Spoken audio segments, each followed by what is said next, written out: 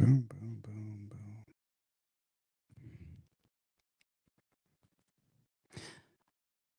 boom. Welcome to tonight's show.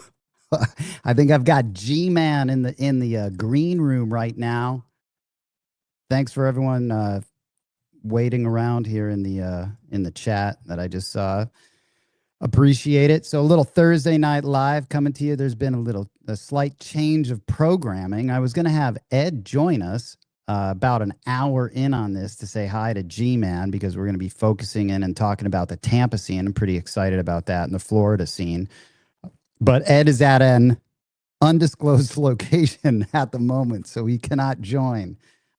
We'll see. Well, maybe he can call in from the cell. But without further ado, I'm going to bring in our guest for tonight, G-Man. Let me get him on.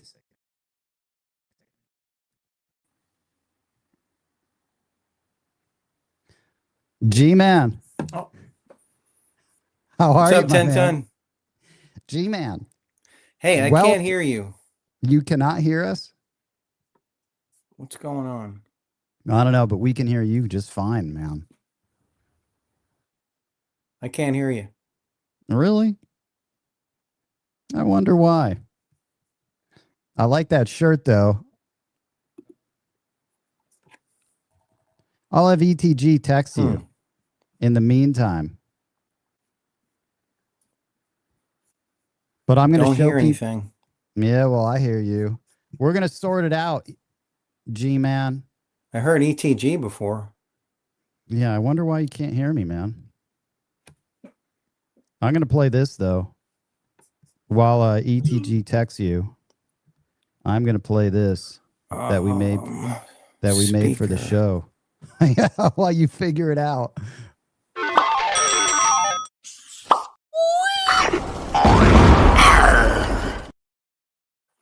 Love that. It's a little Tampa Bay action. I love that, but I can't hear you still. I hope you can, man. You know what? Where's the mic? I can hear you fine, and hopefully, I think everyone in chat. I don't know if everyone can everyone hear G-Man? That's not good. MacBook Air speakers. I'm gonna get. Oh, there it is. I got you. No, now you can. Got you now. glad we took the time to do this yesterday, right? Well, everything worked. Everything worked. I didn't have to click anything. I talked to ETG. It was all good. So, all right, good. I got the new merchandise on. I like it, man. It looks good. You got that already? Yeah, it came today. Yeah, you know what? The shipping is pretty fast over here. The orders come in. Good. Yeah, that's good. And so hopefully we can hear. Everyone can hear your mic, and if you can, possibly turn up because you're a little low in my. Am I? Okay. Yeah, you sound good right there, man. Okay. Closer you are. It's always close. Like with Dice Coach, I'm always like, just get close. Just get close to the mic. I hear you, man. That's cool. All right, so listen, man. It's how's the weather out there? Let me not as hot as you. Not as hot as you, but we're low 80s. Hold on a second. I'm gonna bring this up, dude, because I like sharing the screen with this. Check this out, G-Man. Okay. 91 out here today. I know. I saw it. Awesome. It was so G-Man. It was so nice. I actually took a break. I run my own schedule, so Thursdays I'm trying to now accommodate this. So I actually got up, went up on the roof, got a little sun, and then I went to the gym, and then I'm learning how to jump rope. Teaching myself how to jump rope. I don't know if anyone's ever done that. It's actually pretty hard to do. So you're doing a little double dutch. I don't know if double dutch, man. I'm just trying to jump over the rope at this point. Single Italian. So I got you.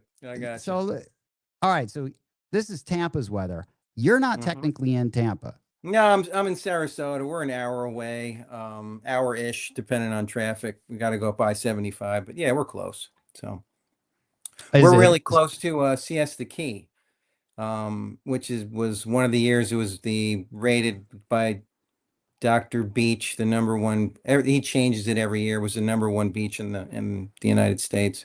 So Siesta Key is awesome.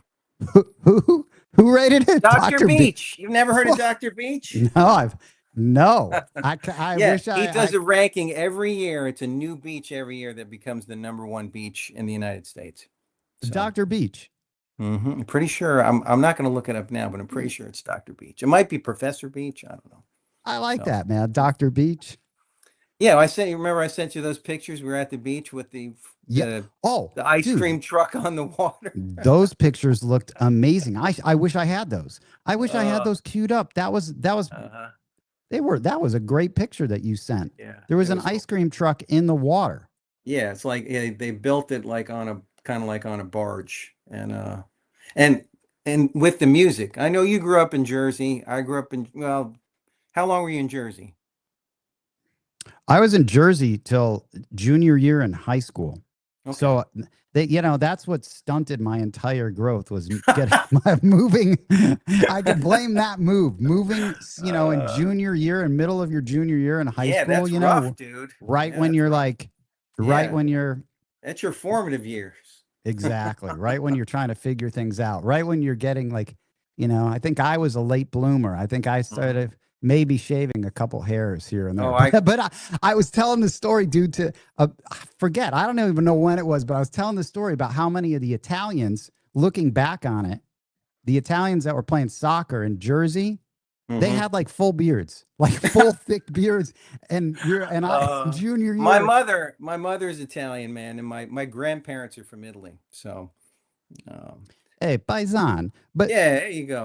but My I mother now was a looking, WAP. So yeah. dude, G-Man, looking back on it, I almost think that those guys were like 25. They weren't really in high school, right? Back then it I was a got you. different time with I everything. And it understand. made sense when I look back on it. How am I playing soccer with these grown men? How can you Like compete? You can't like compete. you couldn't, man. I was No, like, no, dude, I mean, can't do these it. were like, yeah, monsters. And they all spoke Italian, like they barely spoke Mhm. English. It was a funny time. I took Italian all the way through school and into college, and I still can't speak much of anything. So, Yeah, yeah. All right, so G-Man, so I was there. This is not about me. This is about Mhm. you, G-Man. Where did that handle come from, G-Man? Because G-Man, you think of Uh, the Giants. right. And I grew up a Giant fan, but not from the Giants. It came from my buddy Sonny. So, I um I like Sonny. Sonny's a good I dude. I met Sonny through Sonny's I part met of your Sonny. crew. That's right. And I met Sonny through our ex-wives. So we met through our ex-wives. We became friends. We loved baseball. We were in a fantasy baseball together, and my name became G-Man from there, from fantasy baseball. So Just G-Man. Like there is that's I still don't get it. Just G-Man. just G-Man. Well, I mean, my first name is Gary, so it just stuck. So. All right, man. But Well, it works and it's easy. I don't have to really do a whole lot with it. It's good. And like I'll just show you this real quick. I'm gonna move for a second. But please. remember on the podcast, Ed mentioned, you're talking about G-Man, and he said, does he have a violin case? And Yeah. here's the Oh, nice, violin man. case. Nice, man. My Tommy gun's right here. This was my Oh, dad. nice, dude. Did you play? My dad played violin. Yeah, it was awesome. So You ever hear of Paganini? no, Paganini. Do no, you know who Paganini is? I do not know who Paganini is. Paganini was like the, sort of like the rock and roll violinist from back in the day. Cool. Paganini. Someone can Google it and look it up. It's Kind of like correct. there's that guy. I don't know his name. They play a Stradivarius, I think, something like that. Yeah. Nice, man. Well, so anyway, yeah, G-Man, it works. And G-Man, now you and I became friends from the podcast. yeah, the podcast is just once I got, I found it through watching Ed's channel. Ed, I knew of Ed's Ed with working with Heavy because I went to Heavy's class, and just watching Ed's channel, and then Ed turned into hanging out with you and doing the podcast, and it went from there. You guys just keep me in stitches all the time. So oh, good, man, good. I hope it's hope it's funny. awesome. I just talked to Heavy yesterday, actually, Mm-hmm. and then I talked to Ed a little earlier today. Right. No, it's been great. I initially started in craps really. I was a blackjack player, so I had I I loved math, still love math. You know, like Hmm. with baseball averages and Yeah. ERAs and all that stuff. And I went to Wake Forest and majored in accounting. That Oh, didn't work really? out. That didn't work out that You, well. Wake I did Forest is graduate. Yeah, go ahead. Wake What? Forest is what? Are you guys the Demons or something? Demon Deacons. The Demon Demon Deacons. Deacons. What a name, dude. That is Yeah, a man. good name. Demon Deacons. And we had like our events in Waite Chapel. It's an actually huge chapel. That's was I saw Jimmy Buffett and the Coral Reefer Band in Waite Chapel. So Atlanta Rhythm Section. Man, dude, I just can't get over the Demon Deacons. So, Yes, our mascot is like a real mad looking like Abraham preacher. Lincoln, right? Yeah, Yeah. real mad looking preacher. So yeah, it was green. I went to Wake. It's a great school. Oh So yeah. Oh my so, God, dude. yeah. The Demon Deacons. Look at this guy. I got to share the screen, Okay, man. you got to share the Demon Yeah, Deacon. I got to share this. I got to share this screen. Just Go if ahead. people don't know, if people What it don't looks know, like. yeah, yeah, yeah. Let me see. Let me Yeah, add pull it this. up. But if people don't know what a demon deacon looks like, It's really kind of there's two things that don't work together. So dude, look at what the demon deacon yeah, looks like. right. It's you Yes, know, like sir. out of a horror That's it. film or That's something. It's it. like some weird, Mm-hmm. but a deacon. Yeah. Are they religious? Yes, there is it's Baptist. Yep. Man, I would not want to be reprimanded by No. this deacon. No.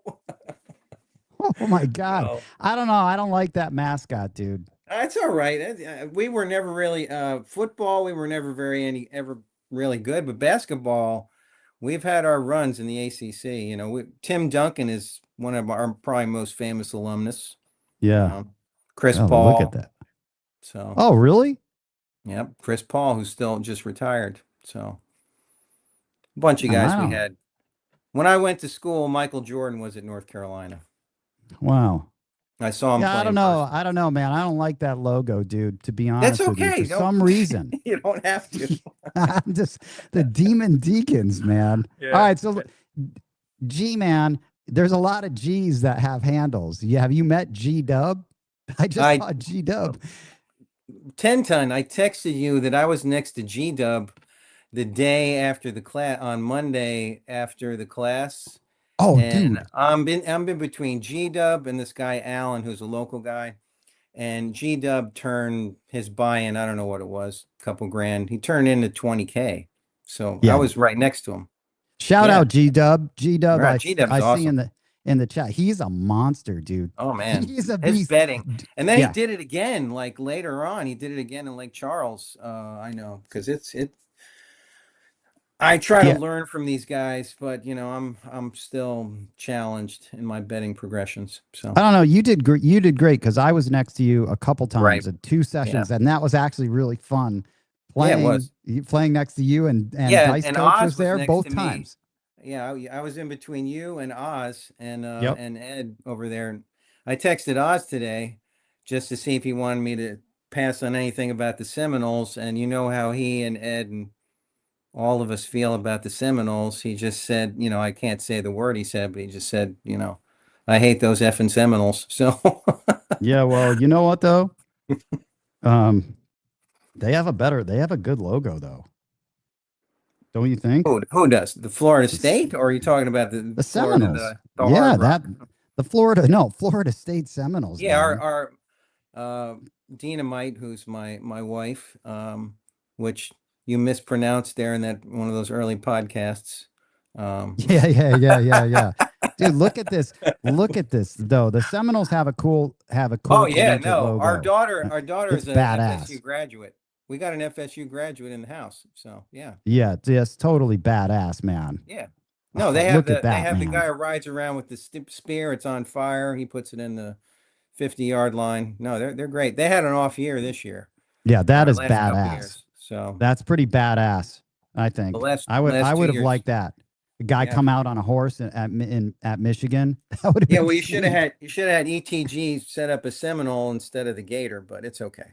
I know. Well, that was me. Go. I was just too confused figuring out which is more like, should I use a crocodile or an Right, alligator? I didn't right, know which one. Right. right.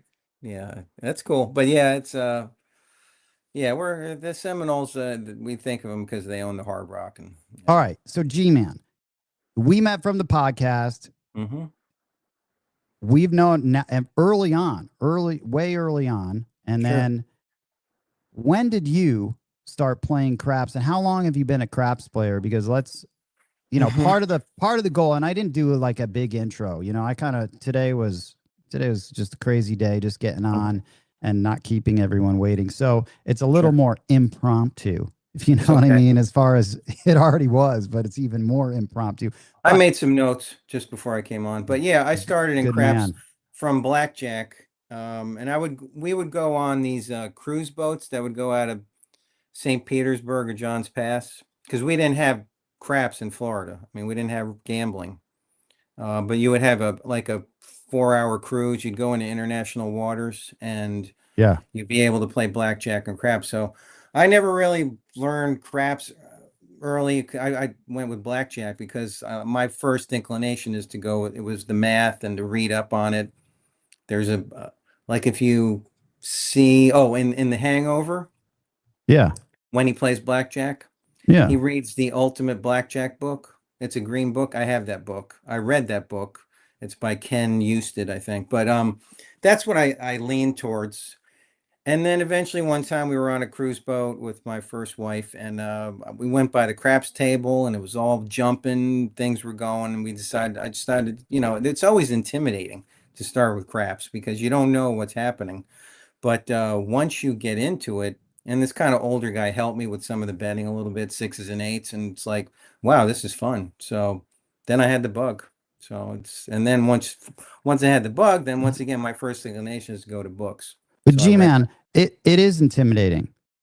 Yeah. Playing the game, I've been having a lot of these conversations. Oh man, I had a great conversation with Ed about respect as a subject heading on how it was somewhat of a vague topic, but actually a really interesting topic. We talked for like 2 hours last night, 3 hours really, but a Hmm. solid probably hour and a half on just respect at the table. Do you get it? Do you give it? All of those things around that.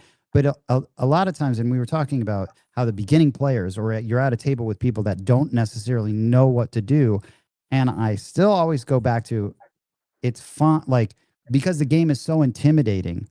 That's the biggest barrier to learning the game, I think, is that it's intimidating, Right. and you can obviously keep going and learning and learning and learning. But I don't necessarily personally look down or anything like that, or not respect people that don't know how to play it, that are just like learning the game, that are making their way through it. It's the people that should know how to play the game, that have been playing it for years and years and years, that still are exhibiting sort of the, Yeah. like, you wonder. Ferret behaviors. Yeah, I guess so. You are correct, sir. You Yeah. are So correct, it's sir. like, Ferret behaviors.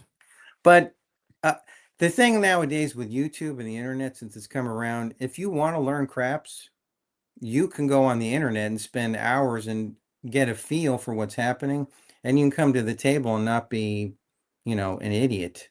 Can But you some of the, really? Can you I think really you though? can. I think You- you can, man. really? Because of all the videos, just even you guys. I mean, you give ideas on how to go in, or whether it's John from Pro Craps, or any of these guys, they're not necessarily everything you can need, but it gives you a foundation. When people come up to the table and they're like, how do you play this game? I'm like, what it's just, I guess I've been playing it so long, I don't have the patience for that. So Well, I think this is another deep topic, actually, that Ed and I are also talking about. So, G-Man, sorry. So, we were literally just talking about something that you just brought up about, you know, I don't know if you really can learn on, you can get an idea on YouTube. The reason that I even like before I met Ed or before the podcast, I was literally prepping to like launch a YouTube channel on craps. Right. And this was not a like, there was a lot of planning that was going into it. And then I just stopped and changed gears because ultimately I always wanted to have a podcast. That was it's funny because I was talking to this other content creator for the Vikings, actually. He's got like 100,000 subscribers and he's one of the OGs in that sort of that Viking football fan, YouTube stuff. And I just happened to know a bunch of them, but I used his, like, I was, I had a business plan for how I was going to run my YouTube show centered around, and it was actually centered around, like, I did like a graphic. Of course, I did all these graphics, with, like these diagrams on, okay, this is how we'll, make some money here. We'll make some money here. We'll go out here and we'll have a podcast. That was always, and I could never get the podcast part. That's how I originally wanted it. So when I started talking about Ed and he brought it up, I'm like, let's do it. Then it sort of I went back to what my original business plan was for this. But my goal was to really the impetus for this was because I was frustrated on YouTube, looking at craps content, and respect to everyone, obviously. But and this is long-winded here to get to where I was saying, there's just a lot of systems. And the definition, which is going to be a Patreon discussion that we're going to have on and I brought this up in a couple episodes ago, was the distinction between a strategy and systems, how it relates to craps. I actually don't think a lot of people know. In fact, I would bet that 95% of craps players right now probably can't necessarily give me a really clear definition, if you can, in chat or wherever, of what a system is and what a strategy is and how they relate to each other. Because it took me a long time to kind of just grasp that. I remember talking to a Florida guy, Dr. No, who's out in your neck of the woods, and we would actually have conversations about systems versus strategies. And for me, and we're going to Ed and I are going to dive deep into this, but YouTube is all about systems. A system like 10-ton to a takedown is a system. The 3-point molly system. Fucking the orange 2-barrel, 3-putt. That's a system. And YouTube is teaching systems. They're not apparently teaching that doesn't leave you room to adjust to what's happening, because it sounds like a system doesn't allow for a variance. That by definition, a system is very set. You have to do this, this, and this. Like, for example, on my triangle, you have to have an ATS bet, you have to have a line bet, and you have to have a C. That's system is defined clearly.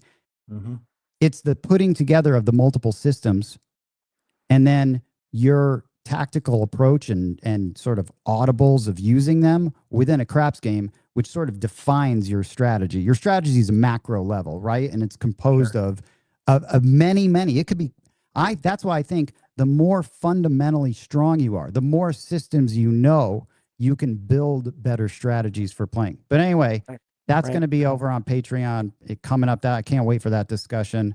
Sorry to keep brutally interrupting you, Gman. No, that's all so good. You think you learned on YouTube? I mean, I feel like No, I didn't. I didn't have YouTube. I didn't have that. I'm old, dude. I've been playing since more than 20 years. That's a long time, dude. That's longer than I have. Not like these guys, are playing like 3 or 4 years and they got a podcast and they're talking about stuff. Like, no, but I'm still battling a lot of different things with this game, because part of the problem is like, we only had these boats for a while, so I would only go on that once in a while. Or if we didn't do that, and eventually they're pretty much gone. There is one still in Cape Port Canaveral, but if we wanted to go to Biloxi, it'd be like, once a year. And so then to get good, or to get to work on these things, you got to be in the environment. So eventually we kind of did our own thing where we would get together, at least five of us, me, Sonny, Lucky, Bingo, Big Al, whatever. We would get together and just pool, everybody would buy in for a certain amount of money. And then whoever has the most chips at the end of the 2 hours or 3 hours, they win. So our your crew, you just mentioned Lucky, Big Al, Sonny. Are all you got? Did all you guys start the same? Are you at the same level? No. Are you the most experienced in your crew? Being that you are you No, the well, I think Lucky started out as he was going to be a dealer, but he he probably was at craps a lot longer than I've been at it. But I would say Sonny and I we kind of met up into this together, and we've been kind of doing a lot of stuff together along the way. We love craps, we love football, we love baseball. I mean, a lot of stuff we just connected. So and that kind of helped us. So we were doing these games where we would go to a guy's house and we'd throw on a pool table where we'd have a felt, and then we'd have the bumpers, and we just throw down like pretend it was a craps table. And eventually I got on a run of winning a lot of those games, so that kind of gave me some confidence. But and then eventually we're like, we need to have a table. And then I came up with an idea for Sonny Sonny and his wife to how to save up the money, called the Is that the envelope picture challenge. that you Yeah, is that the picture that you sent me? Because I'm going to share that's some Sonny's pictures. table. Yeah, that's Sonny's table. Sonny and his wife, the arm. All right. I'm gonna share this tape. I'm gonna share this picture. I wish I had a bigger picture of this Gman. For some reason, I thought that's I what don't I know mean. how I to wish I send. had the prep, dude. Oh my God. I wish Yeah, I could prep well, for these shows better, but the picture you're busy. is small. All right. Okay, well, All right. So I'm gonna I could. It's too late to send it again, but yeah, it's too late, man. It is too late. So, but we'll yeah. get this on here. All right. This is the table that your crew pretty much practices on and plays on now. Yeah, that's Sonny's table. It's a 10-foot American table games table that he had custom Okay. built. And Dope, dude. it's a really beautiful table, really beautiful. And that's his casita. It's called the Casita Downs. That's like a little like playhouse that we have a craps table and a poker table and a bar, and it's awesome. Yeah, it's So pretty nice, man. yeah. Does look very nice. I wish I had a better picture of this, man, Yeah, it's because pretty good. well, it's pixelating when I see. Yeah, yeah. Yeah, when I And right there zoom in on you this, can see man. in there it says the field bet. See his last name, he does, we go by handles, but his last name is Flamia, and it says Flamia Field. So Man, that that was my what a name. That's awesome. yeah, that's Italian. Like it's super he's A Italian, lot but of my Italians, friend. man. Yeah. So but yeah, so that was my contribution to the table. I'm like, you should call it Flamia instead of just the field bet. It should be Flamia Field because we actually played football on his backyard, and it was Are Flamia Field. So are you? I mean, this is a legit table. How often do you guys get together? sometimes, not too often. Our schedules don't necessarily match up. It's going to be more probably going forward, but What? it's more. Give me like once a quarter, once every 2 months. What? How No, often are you guys playing? no. Him and I will get together, and I'll be, he'll call me and like, it's like let's roll a little bit. I'll come over and we'll each be each other's stick. And we've had a Yeah, couple games. We've had at least one crap game on it, where we had a competition, like I was telling you yeah, about with other people. Lucky won that the last one. yeah. But I could, once a week, once every couple weeks, whatever. So it's not, I can't practice there that often, but I've got my own, I started practicing on my own with a 6-foot table before I went to Heavy's class. 6-foot table, I put it in the garage and I threw a big piece of drywall on it and I put Man, the felt and the bumpers on that and threw it G-man, in. see that? Those are the pictures that I want.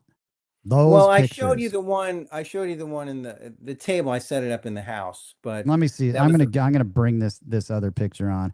yeah. Okay, so G-Man, before I show this table, did you start? So you've been playing for 20 years. When did you start? Did you start learning? Did you focus on betting or did you focus on shooting? And when did it become a serious focus on either of them? I think it was shooting more first than betting because, like Ed has mentioned, I hesitate to bring this up, but Ed has mentioned about the 5 count, how, you know, dealers hate it and stuff. That's really kind of like how I began. I read Frank Scabliti's book, the multiple books with the Dominator and, that picture's on there with the craps table I sent you, but I started with the 5 count. I started as a grinder. I mean, like I'm trying to grind this stuff up, and Yeah. it's been hard for me to get away from that focus, um, and that's why. Yeah, there you go. So that's Listen, listen. All right. First of all, I don't even know. I'm just gonna ignore all the pink stuff that's in here. yeah, And that's this my is wife. She loves is pink, this dude. So some yeah, oh, okay. This is not yeah. like Yeah. yeah. I don't normally shoot there anyway, but I just I've set it up to taken give over you. our like little girl's bedroom. Yeah. Yeah. No, that's our house, man. We got pink everywhere. So Oh, nice, man. Look at yeah, we have this. pink all over. So but there you see the books and it's like, I read a bunch of books and even there's I don't know if you've heard of the sharpshooter. I think we had the sharpshooter book before we had those. Sonny had the sharpshooter book. Yeah, Um you've got these books, which is great. I mean, I've got the hey, ETG, can you hand me that book over there? Get the Edge. Do you have this book, G Man?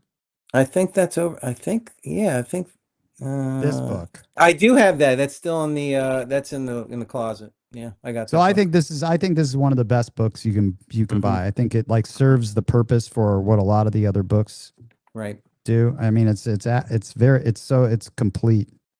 Hmm. Sharpshooter, man. What a handle, dude. Yep. What Sharpshooter one of was the excellent. yeah, what a handle. So I see this jacket over here. Is that a Fremont jacket, dude? Yeah, that's the 54 count Man, roll jacket. Yeah. So man. that's when I started shooting from stick right, even though I'm right-handed. And I know you shoot a lot from stick right, but the more I got into craps, it was like, well, you're right-handed, you should be shooting from stick left.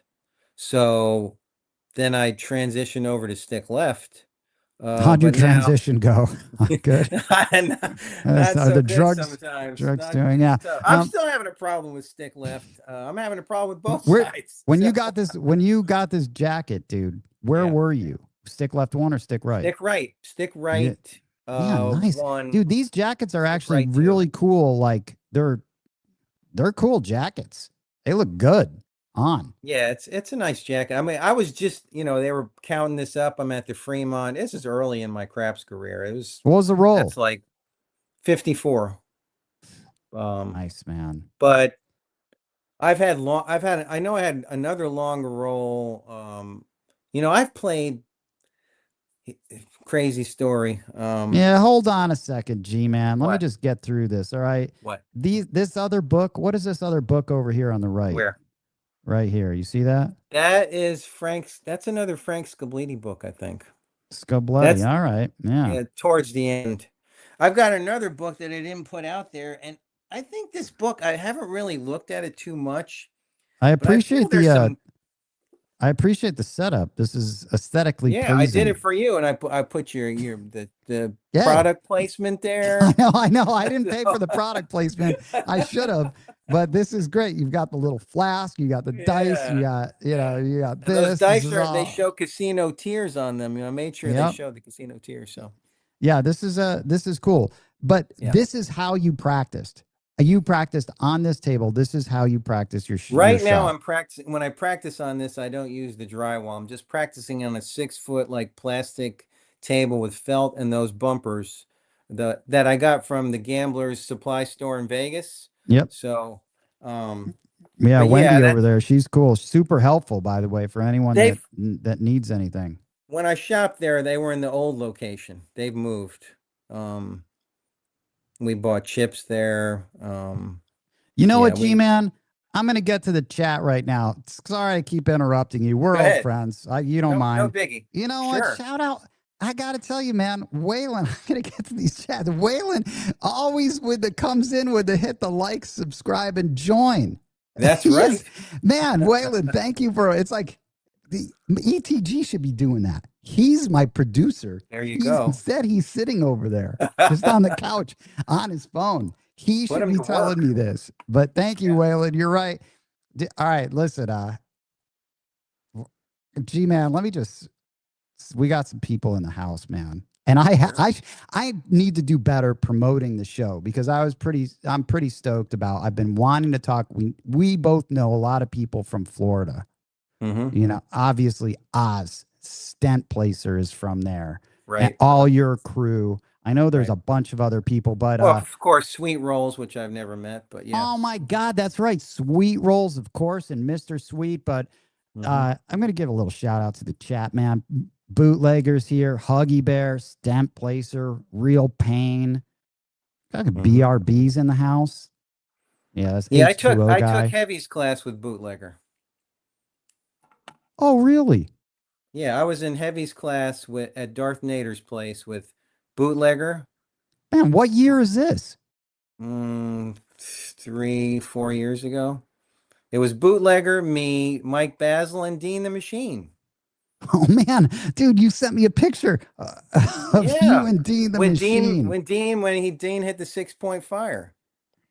Hold on, let I me was on the other side of him. bring that picture up now, man. We're Yeah, all over the place, but dude, yeah, I I know. guess it That's doesn't fine. matter. Let me get this picture up, dude. Here, hold on a second. Let me see.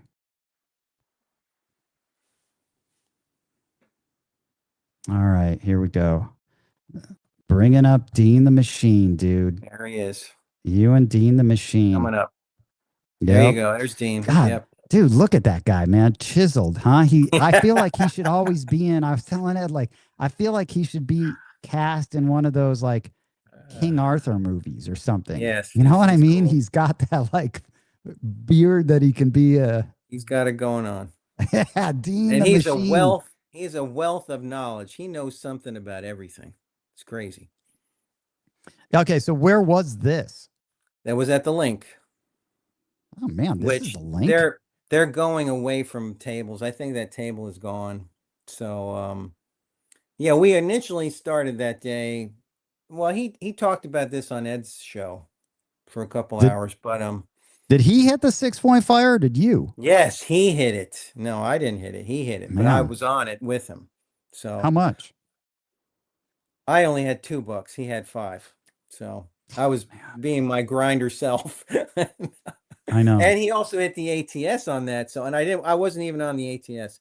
So that's the thing, one of the things that you've contributed to my advancement in this game is now I'm playing the ATS. I know it's not something to necessarily, it's not the be all end all. It's more of a bonus, but I would never play it before. I've hit it before. I hit it for a guy at the Win. He won. I think he had quarters on it. He threw me $100 chip, and that was great when he did I it. mean, hey, But listen, the thought that counts, right? yeah, no, but a Guy lot of just made times, yeah, he made yeah, 5K. So guy just made 5250. yeah, but I've hit it numerous times. I hit it at the IP with Big Al, and Al was on it, and I wasn't. So That's some sort of like that must be some sort of weird thing to process when anyone that's ever made the ATS, right? And they're not on it. That would right. probably be a weird thing to make sense of in yourself. You know, in your mind, you'd have to go, what could What am I have been? doing? What am I Why doing? didn't Well, I it's bet kind of like this? it's kind of like what I felt when I was next to G-Dub when he won 20K with this guy who threw about 6 hard fours, and I never bet the hard four once. And I made 500, 600. He made 20,000. So Well, I that's mean, not hey, good. at least you still made something. I mean, that's I know. good that you look at it. I mean, there's a lot of ways to look at to look at that. I mean, when I was at the table with looking over when I was next to you, and where was that? Golden Nugget? Mm-hmm. It was Golden Nugget, looking over at G Dub, and I'm like, God damn. This guy get his bets up there so quick. I thought I would get my bets up there quick, and this guy's already there. He starts fast. Yeah, he starts fast and just keeps moving up. So I mean, I texted Oz today, like I said, to see if he wanted to pass in anything, and he said he was at the Hard Rock recently a couple weeks ago, and he hit him big, and he had his 5. Well, I don't know if it was a 5 or a 9, but I'll look real fast. But anyway, he had one of those up to 750, and his 9. He had his 9 up to 750, hit it, then hopped it for 75 and hit it again. Wow.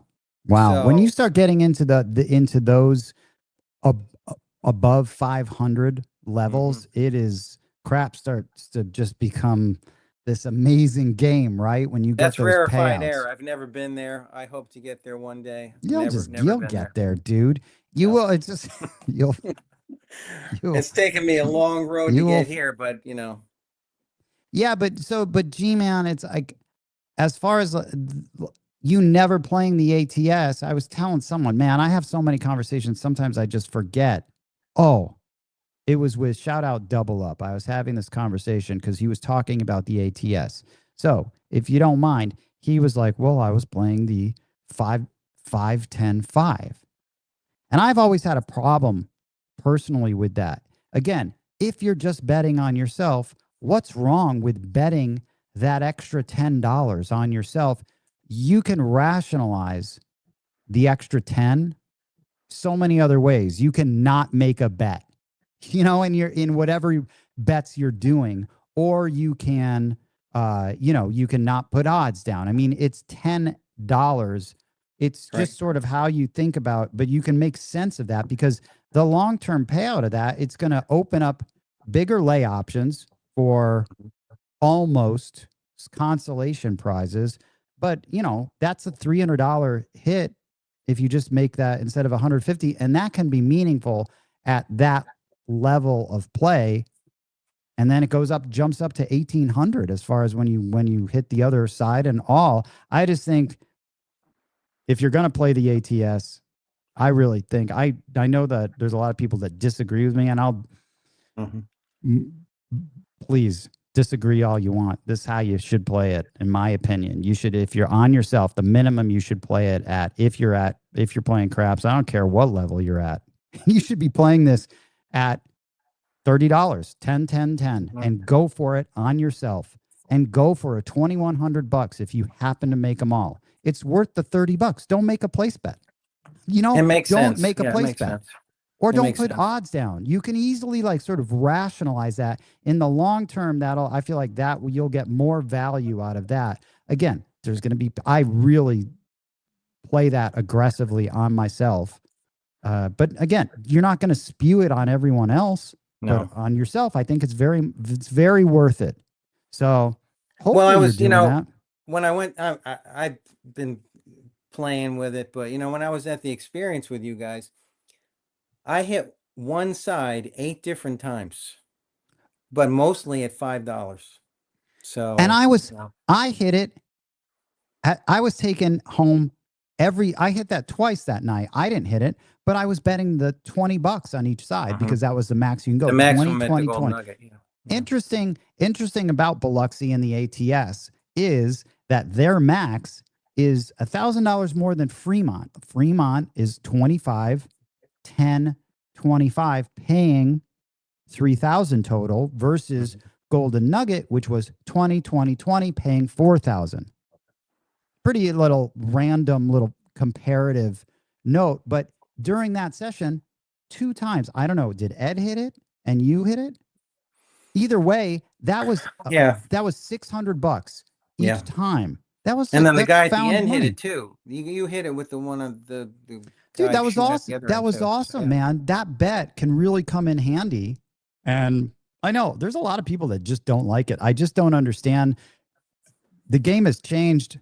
That's on every felt. You should start playing the game again. You know, Right. you should, again, all my opinions. What do I know? You should play that bet aggressively on yourself. It's on almost every table. It's part of the game now.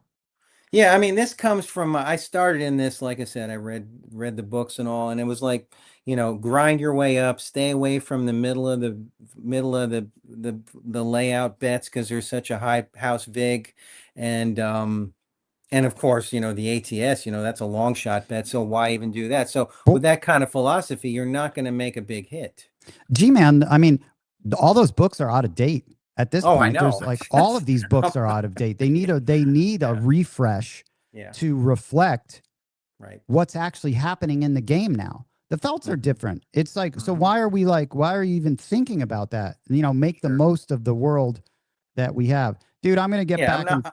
Go ahead. G-Man, you're going to be hanging out here. Let me just say hello to a couple other people before I forget so I can almost catch up. Mid-Atlantic Crabs, that's nice, man. Jeff's in here. Low budgets here from Mississippi. Shout out Low Budget. Huggy Bear. Right. Oh, man. Guy I was texting with earlier. Vegas Day Tripper. I want to get Vegas Day Tripper. I'm like, dude, come on. I was talking to Ed last night about some of the guests that I'm going to have, dude. People are going to like, G-Man, people are going to find this, hopefully find this channel entertaining. Because I mean, King Dice is going to be on here. I just talked to him the other day. So there's going to be a lot of players that people might not like. Some might like. I talked to Alfredo. I'm excited to have him on.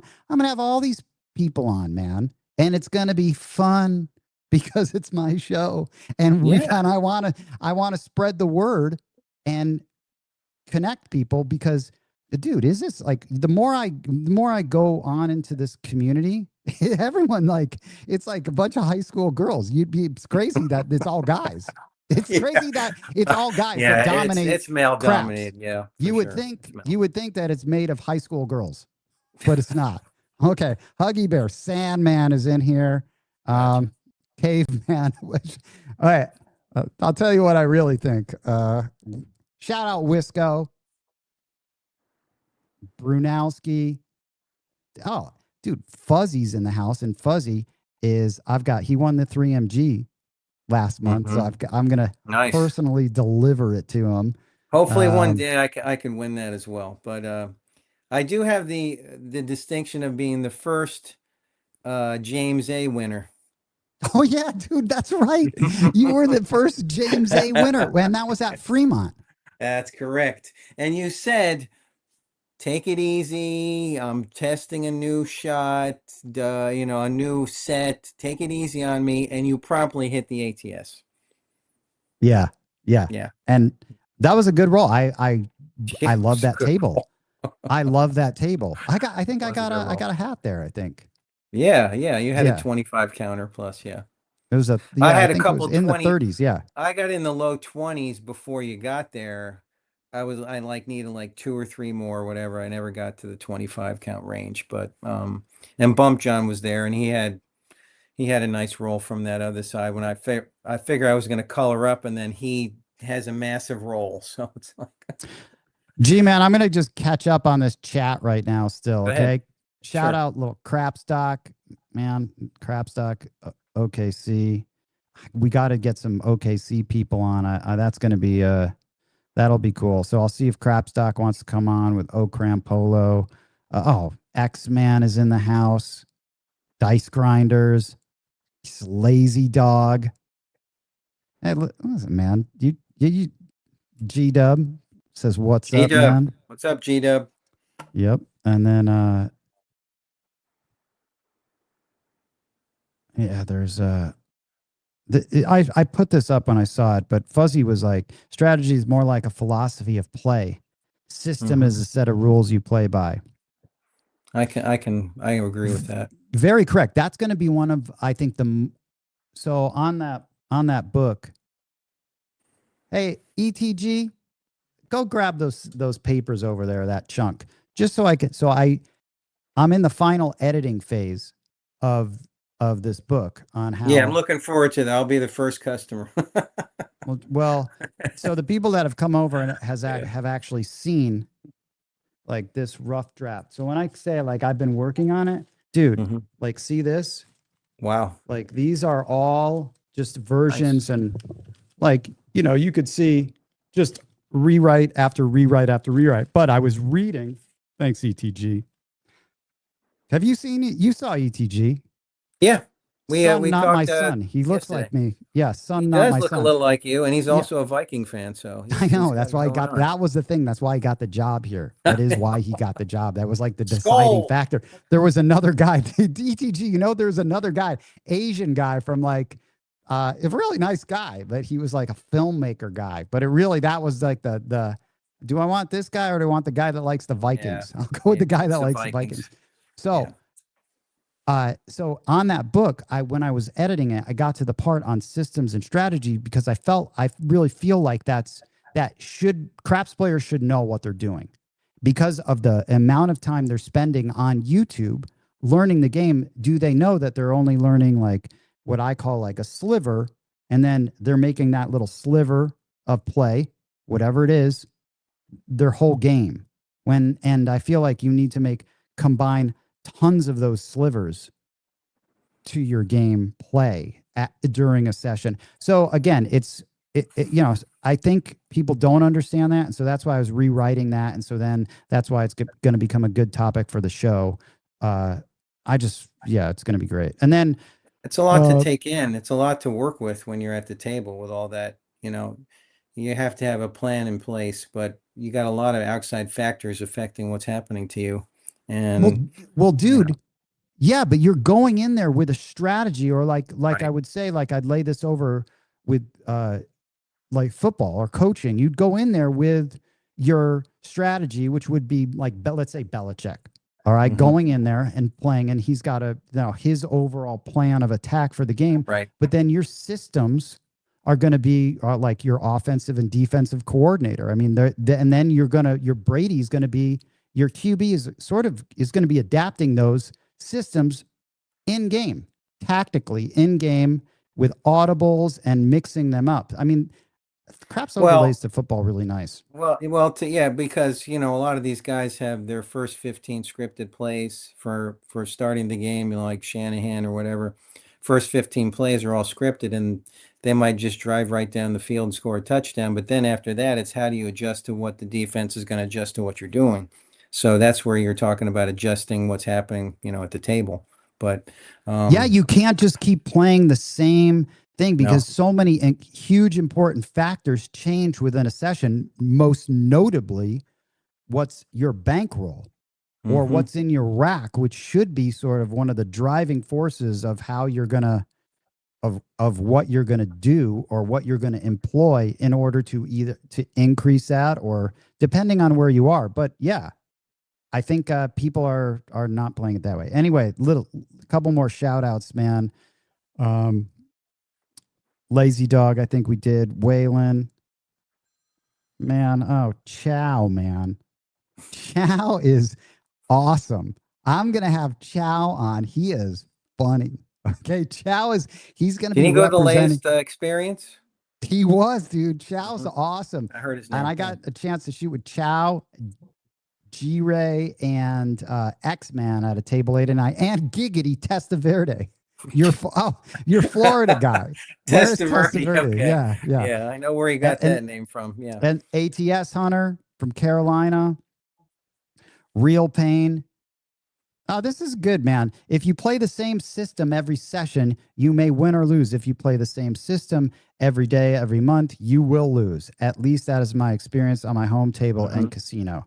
I mean, you got to mix it up. Yeah, you got to be able to adjust. Dude, Hondo 12. I don't know Hondo 12. Tom Marco with sharpshooter Jerry Patterson. Yes. Yep. Yeah, and from what I understand, I asked Bo, he doesn't really play anymore. No, yeah. He's alive, but he doesn't play. Right. And then Lucky 2, I believe, Alan Rhodes. Obey Craps. Nice, It's man. funny. It's kind of funny how things lead together because my first real craps instruction was at Bo's house, was at the dice coach's house. So I was I had it in my mind that and my partner Dynamite was like, let's go do this and let's just play craps full time. Yeah. So we drove out to Vegas. I left my job and she left hers. I took a leave of absence, but we drove out to Vegas in our Odyssey, 2,500 miles, and started. I had comp rooms around that lasted about a week. But then I was gonna like try to play craps, like as a profession. Yeah, Uh, I used to be, I used to think that at one point in my life, and I right? went to the dice coach's house and we learned a ton of stuff in the little short time that I did. And Bo and his beliefs about crap numbers and what's coming after that. And she started tracking like she was tracking way before Bump John, but she was writing down every roll like on similar cards to what you made. Dynamite? Yes. So she was my partner, throughout Man. this whole thing. But she would be writing the numbers down, and it would be crazy to see, okay, right after a 12 comes a 7. It's like, what is this? And so it was eye-opening that although you think some of it is you're focusing on that, you're not seeing necessarily the Right. times that it doesn't happen, but um it was eye-opening what was happening. And then we decided I think I've played just about every casino in Vegas. We played the Aliante, and then Bo shows up, and he's doing the thing, and played near Bo when I was out there. But That's the first place I hit the all tall, all small was the Aliante with a no, six really, four six yeah, that's four way three out of two town. set. Yeah, which I Yeah, just brought back recently. When I have trouble at a certain table at Durango, I brought back that same set, six four three I two. love the Durango. I love Really? it, Man. love it.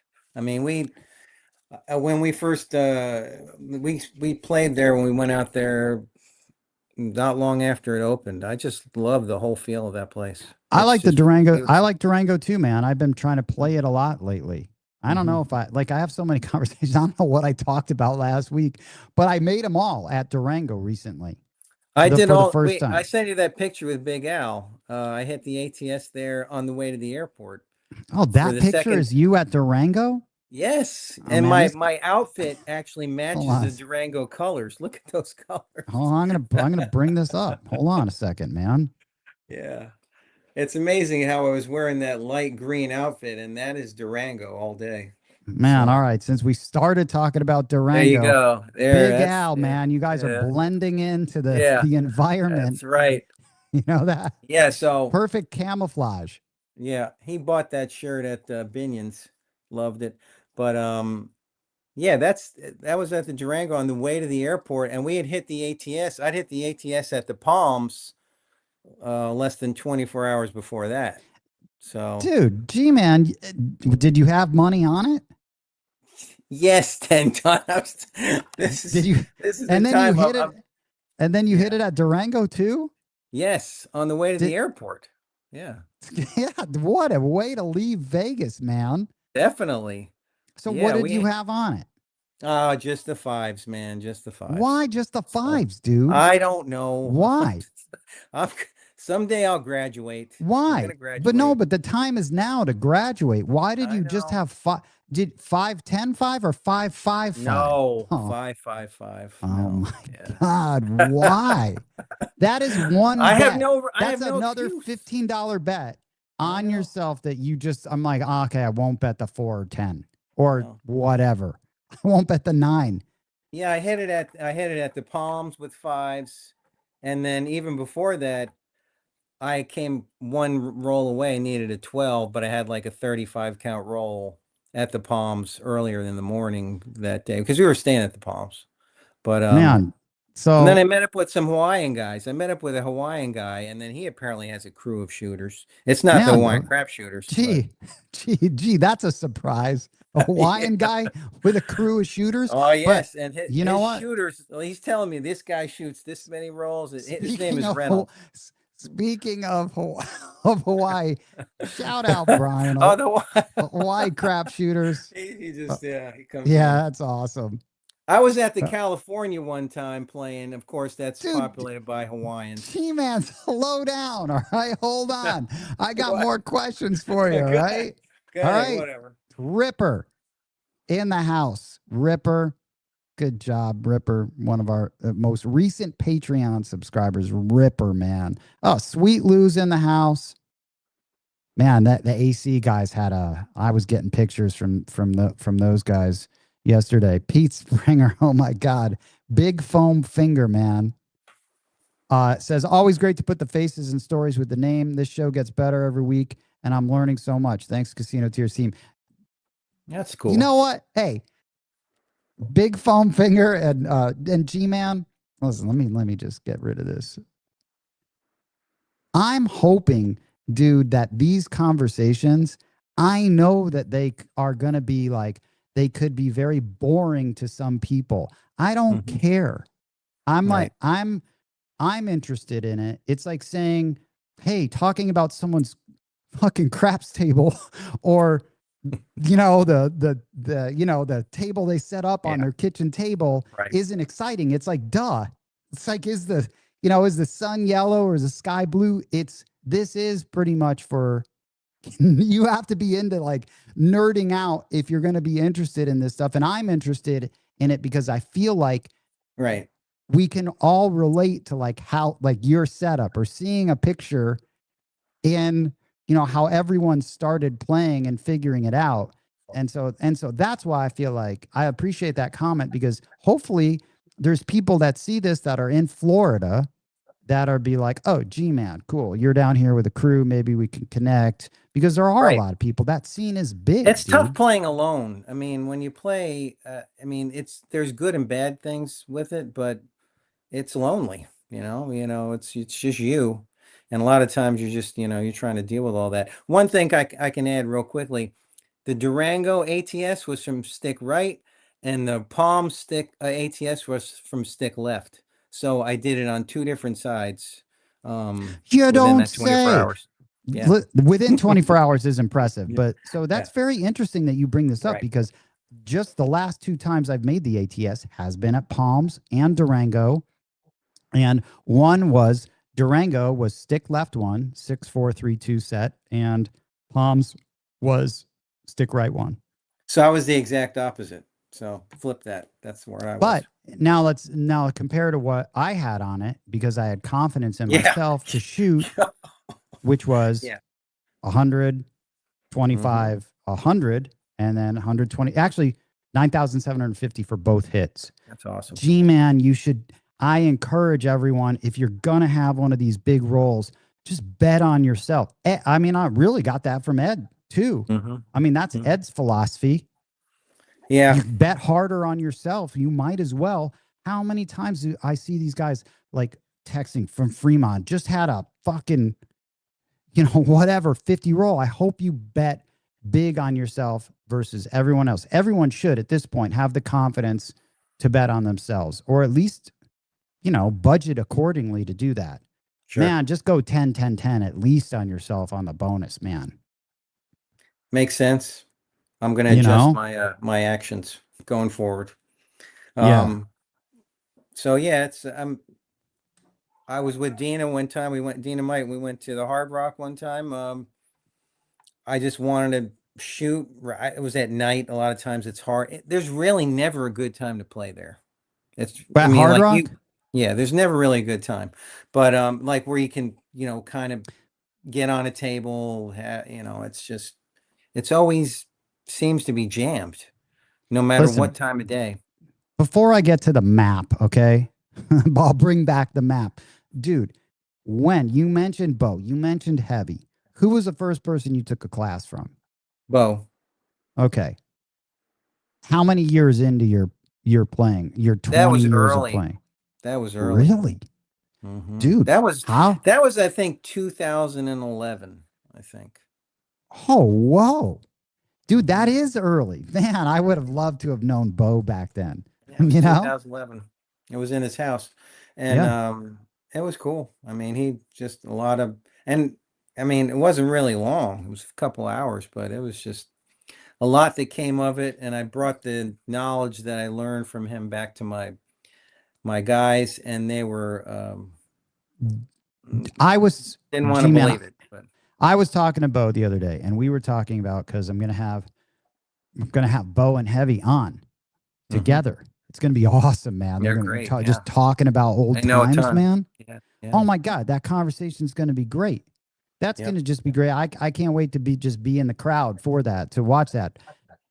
He was saying, you know what, everyone should be taking other classes. I think it's beneficial to take other classes just to pick up, if you can pick up one little thing from someone else and then incorporate it Right. into your style, it's gold. And so I don't Yeah. view that as, I think it's tough enough to figure out it, to get the information, but you're getting it from, like, you know, those guys are to me are the, you know, the OGs. You Right. mentioned They Dom are. would be the third, really. Yeah.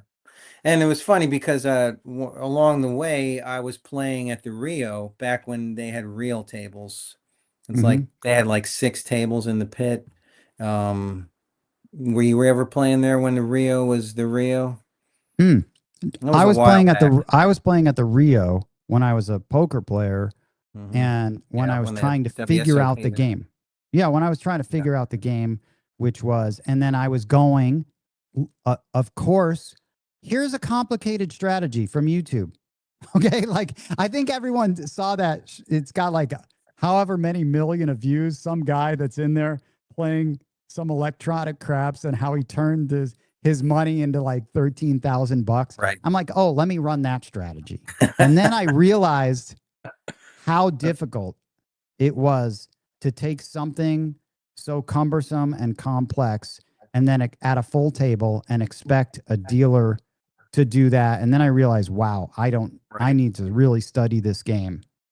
It's difficult. There's always something to learn. But anyway, I was playing at the Rio and I had my shot, and Dynamite was there. She a lot of times would try to be like my blocker down Yeah. the lane, but there was another guy on the other side, and he started watching my shot, and he liked it. And she started talking. A lot of times, she'll initiate conversations with other people around the table, and we kind of start talking. And it turns out this guy was a Golden Touch instructor. Mm. So his name was Tommy Two Names, Dude, and who? Tommy Tommy Two Two Names? Names. Yep. Man, that's a, So I kind of want to meet Tommy Two Names. it's been a What was while his since other name? his real name is Tom, but he's from California, was a postal guy. And so we kind of struck up a thing. He liked the way I was shooting, whatever. And Yeah, I but what mentioned was that. his other name? I don't Tommy know. Two Names. You didn't ask I him? don't know. I don't know. That's right. I Gee, didn't man, ask why him. wouldn't you ask him? What's your other name? That's him. I don't know. Tommy Two Names. Yep. So Okay. that was his handle. But anyway, I we ended up connecting on a few different occasions. We would go out to Vegas and play with Tommy, and he had a crew. He had a couple guys. So, Oh man. Yeah. yeah. So, but it was cool. But I would ask him about Golden Touch, and he's like, Mm-hmm. yeah, well, you don't really, he was almost kind of like not selling it. I don't want, the Dominator to hear that, but he was like, yeah, I would, he kind of got me off going, but I was really still interested in going, even though, So do you it take a was, Golden Touch class? I haven't done it. I never did that. Heavy's class was my first like major class. So I thought Yeah, about it. I But still, I don't care. I don't care if people laugh at me. Ed laughs at no, me it's if I fine. took I that. know. I don't care. I think that there was value. In fact, Ron, who teaches, Ron, really nice guy, and he gives lessons over at Casino Quest. Mm-hmm. So he's a super nice guy, man. And I shot with him over at Palms. He bought some dice from me. He asked me that same thing. He's like, what are you doing? What were you doing at Golden Touch taking a class? And I'm like, why wouldn't I? You Why can just wouldn't get a I want nugget somewhere, wherever. You why never wouldn't know. I want to learn at least the proper, like they're obviously been a bit, he's been doing it forever. At least let's see Yeah. what it's about. How can that hurt my evolution as a player? It can only make me stronger. And then plus I could figure out what I like, what I don't like, and then incorporate this little piece into your game. Like the shit that Bo talks about. There's sometimes I will. Every now and then I'll turn my bets off. Every now and then. I'll never turn my bets off for 2 after a 12 or Right. A aces. 12 or a 2. No Yeah. way. No way, right? But Mm-hmm. I found myself doing it at certain times. Maybe if it's paired with a Maybe stick change, maybe or it's maybe, deep into the roll. You're pretty and deep. maybe it It's was been a like long roll. So horn, and there's some other stuff going on where it's I just amazing what need, happens after multiple horns, Stenton. I you mean, know, it's crazy. I was just playing the other day, and 4 horns in a row, followed by a 7. So, yeah. I mean, Dude, shout out Huggy Bear, though. Ronnie from Casino Quest is a good dude. He got me started when I was first trying to figure out shooting the dice. I second that, man. This guy is a good dude. He is a good dude. Funny little story about that, dude. A long time ago, I was at Casino Quest because I'd use these places because I needed a table to shoot on. So I'd go yeah, rent. I've been to Casino Quest. Yeah. I'd go rent a table just for myself, right, for an hour. The Mm-hmm. I remember Ron was giving a lesson. I didn't know who he was. He was giving a lesson at the next table, and I made them all, right? When I was shooting, and I was like, I just made them all. I just made them all right here. I just made them all, like it meant something, when you do it on Right. your own for Right. no money. But Yeah. I would always I was always trying to find tables, but I learned, I love the fact that I was able to understand their whole, uh, how much they stress this shot and learning that shot. Mm-hmm. You can apply a lot of that into your stick left one shot. I mean, I'm not a backswing guy at all, but Right.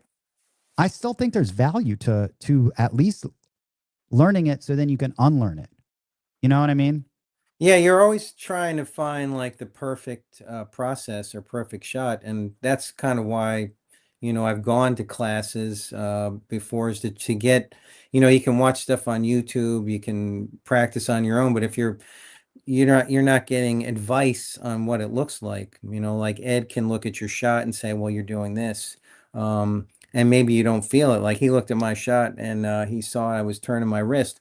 Now I'm battling. It's kind of like golf or whatever. When you're thinking so much about what you're doing, it gets in the way of you being like free and easy and clear. So you're tensing up, probably unknowingly or unconsciously. And so that's kind of what I'm fighting with right now. It's kind of a process of, Tiger Woods. Tiger Woods changed his golf shot like 4 or 5 different times. And this was the best golfer in the world, but Yeah. he was always making adjustments because he knew he had to. And sometimes he would break his swing down, just down to the bones, and rebuild it back. And that's kind of like what I'm dealing with right now. I'm kind of dealing with some of that, since knowing that I'm doing some things which I didn't feel with before, but now I kind of notice that I'm trying to work through some of that. But it's it's a journey. It's tough. It is a journey. You know what? I was on that journey of jump rope today. At the gym, dude. I'm serious. Like, I'm serious, dude. What you're talking about Yeah. is Yeah. exactly what I was doing at the gym today, because I'm like, fuck, I'm trying to do the, like, I'm like, I want to look cool, and jump Right. rope like a boxer, and Right. and Yeah. do Yeah. the, and do the cross thing and do the You can look run up thing. stuff on TikTok and see these girls are jump roping. It's crazy what they do. Yeah, well, listen to this though. I broke it down into what you just said. When you're not thinking about it, at the end, when I wasn't thinking about it, I was just like jump, jump, jump, jump, jump, jump, jump, like fucking, you can count up 60, and I'm like, okay, sweet, and it was all smooth. But I was breaking it down into just not even using the rope, just had my hands out like I had a rope in there, and jumping up and down, like just Mm-hmm. that, Mm-hmm. and then I would jump up and down on one foot. Dude, that is actually hard, just to jump on your toe like that. Sure. because you're not supposed to hear jump you. flat-footed and then jump on the other one and then start incorporating like 1, 2, 3, 4, 5, and then try to, you know, do the crossover. It is a journey, but I was like, just like anything, breaking it down in its most basic parts. And I'm like, God, grown ass man and little kids could do this better than I could. You know what I mean? You got to But start somewhere. yeah, so it's still like that with a shot, right? I come back Right. here and practice your basics and your fundamentals when you know you're getting a little loose with everything, right? Yeah, for sure. And I mean, that's one things I'm trying to get to is like you watch Dean the Machine, you watch. I got the opportunity to watch 220 Inside Oh, and 220, Oz. man. I just talked to that dude. Yeah, 220. I was on the table. It was 220. You know, I went to the Hard Rock. I don't know, before or after the class or whatever, and I see 220. I knew it was him, and then Oz, and then Dr. Yank was on the end of the table, and you know, just being there around those guys and watching them work, you know, you're learning something because they got a process, they follow it, you know, every time, and you know, you pick up little things like that, how organized and how systematic they are. So Yeah, you could pick up a lot of things. That's why I feel like watching other people that are doing it, you can pick up uh well, like when we were at that table together in Biloxi, I was watching a couple other people. I was watching Ed, I was watching G Dub, and I was curious because those were the guys getting their bets up, right? So yeah, in my head, I'm like, how are these guys I'm getting my bets up, but how are they getting their bets up? Because I know we play so different. So I'm looking at that as an opportunity that I'm not really picking their brain, but I'm watching how they're running their bets. I feel like a lot of people, like let's say if you're next to me, you can benefit from watching or asking, just sure. asking, how are you getting your bets up there? You know, or what are you doing? But I don't know talk too much. Don't talk too much. you and I had a good time though. Next to that, right? That was Yeah, good. no, it's fine. No, you got to be focused. You know, you don't want to get off track. So, I'm gonna I want to talk since I put that comment up from Sweet Rolls.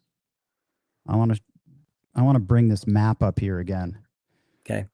All right, so this red dot here is Seminole Hard Rock Hotel and Casino. That's your main spot, That's the right? main one. There are two other casinos in Florida. There's the one in Hollywood, which we love. Me and Sonny have both played there a few times. I played there on the way back from a cruise. Where is that? And Where is that? it's near Miami. It's Hollywood, Florida. It's way Oh, south. okay. So fuck shit, dude. Way south. Are you It's a really going 3-hour there? drive. Okay, Huh? you're not. You're not going there, really? Are I'm you? not going there regularly. I played there like 3 or 4 times.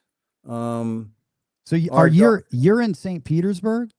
no, Sarasota, You're in further where's south. Sarasota on this map? Keep going south from like Oh, here it the one. is. Yeah, Nice, Sarasota. man. Yeah, So how long is it drive? An hour into Tampa? probably an hour and 15. We have a lot of traffic around us in Sarasota, but once I can get past that, it's pretty much smooth sailing to get to Tampa, I-75. But You don't know this, G man. I just ran an advertising campaign for a company in Tampa. what's the Actually, name? it's like an aesthetics place that opened up in Tampa, in the nice area of Tampa. Like this Yeah, is actually. Tampa's got some nice areas. Yeah, Oh yeah, man. South Tampa. Yeah. Oh yeah, there's some nice. It was really nice. Okay, so So this there's is pretty another. much the only spot. Yeah, I played there mostly, but like I have played in Hollywood, and I just want to tell you there is one other casino. It's in Immokalee, Where's that? and it's in the middle of the state. It's in like sugar cane country. They Oh, do cool, have two. man. They do have two tables and 10-ton. These two tables are 16 feet. Man, what do you mean in 16 the middle of feet. the state? It's like you go like east of Fort Myers, and Immokalee is in there And somewhere. where is that? Kissimmee. I see Kissimmee. Kissimmee's by Orlando. Yep. Kissimmee. It's not Kissimmee. It's No, it's Kissimmee. not.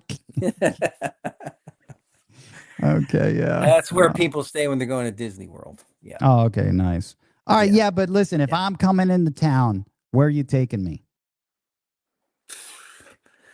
Well, if I could, we'd go down to Hollywood, man. That'd be my first inclination. But if it Really? wasn't feasible, we would just go to the Hard Rock in Tampa. It's dark in there. It's tough in there, man. What do you mean dark? Dark is The in feel, the lighting, feel, or the dark feel is in that you get. energy of?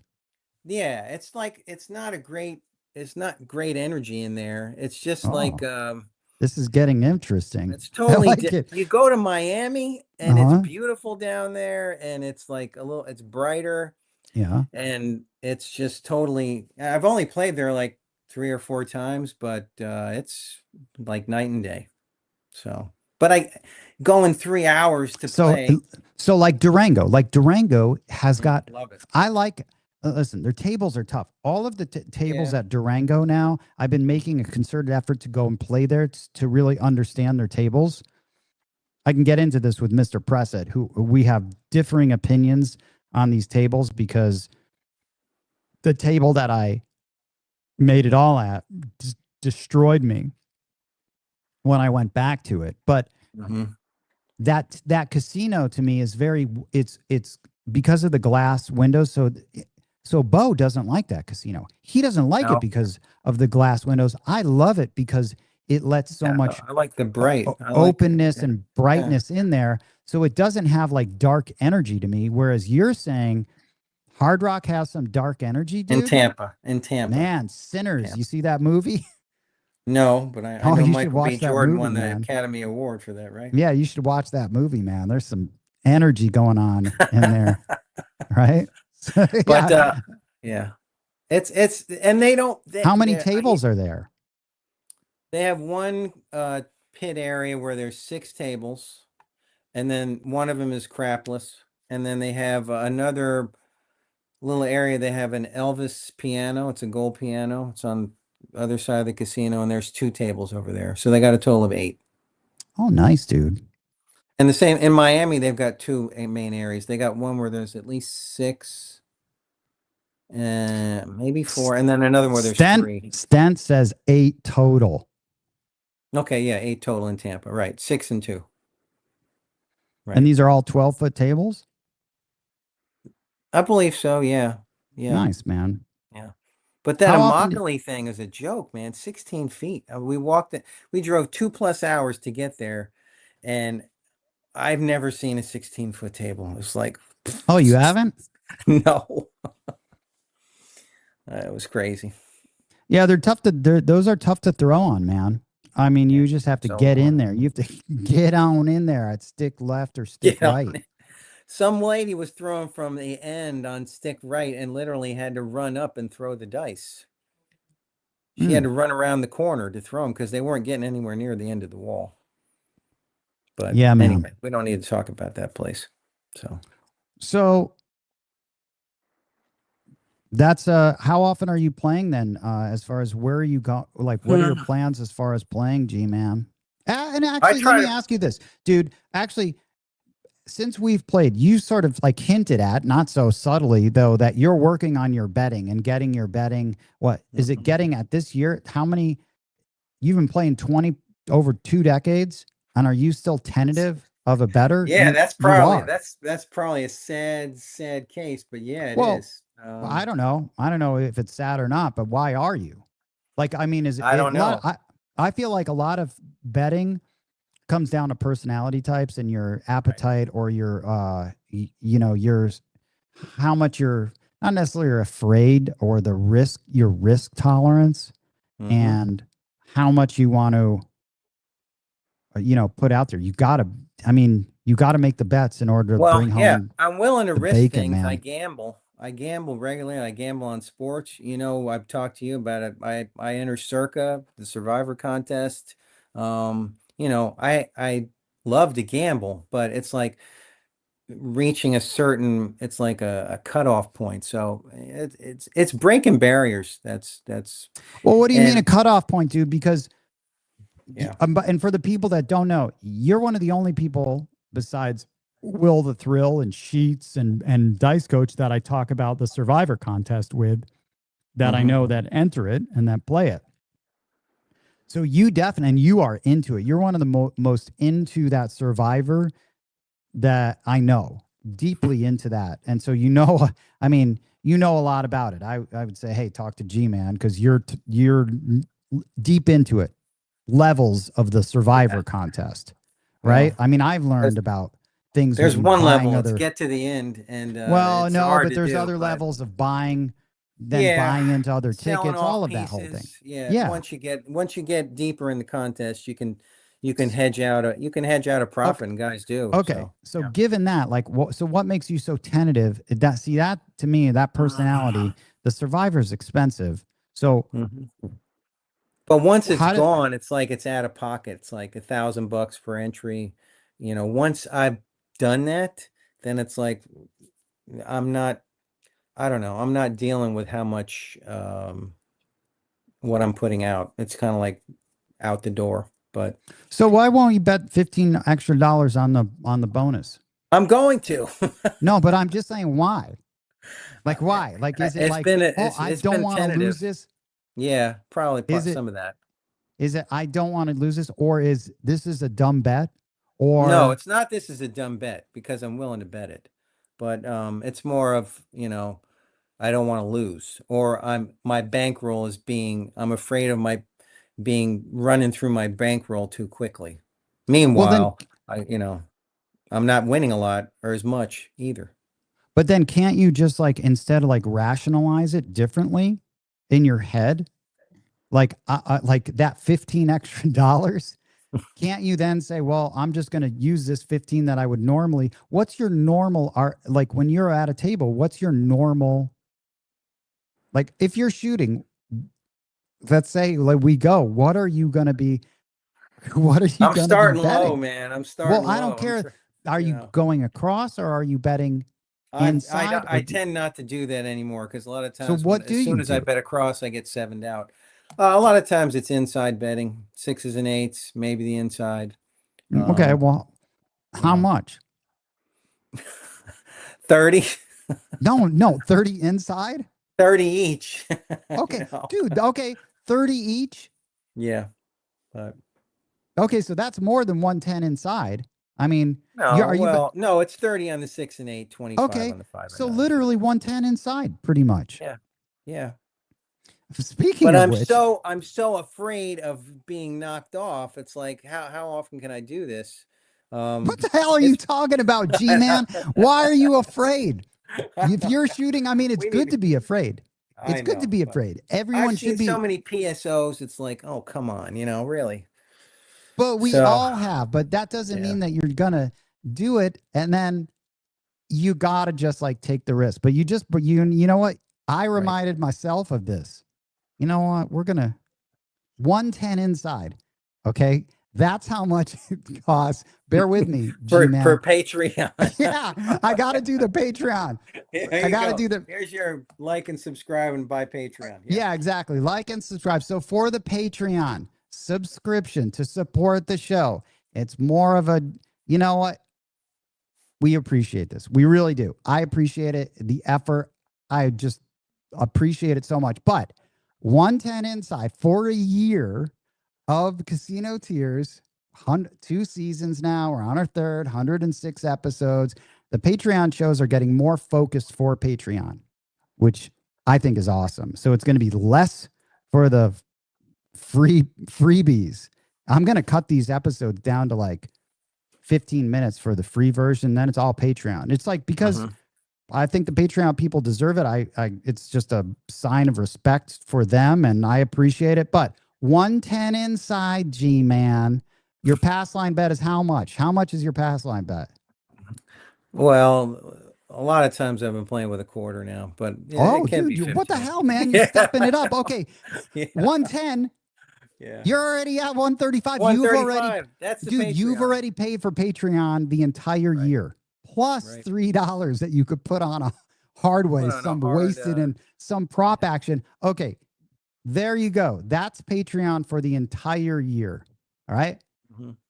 What you just did. That's not that bad. How many people spew that out? I'm going to commercial. I made a new commercial. or ETG did. All right. I don't know if Okay. you saw the other ones. Did you see the other ones? I think I have, but No, here's a new I'm one. ready. Okay. I'm ready. Here's a new one. You ready for it? Let's go.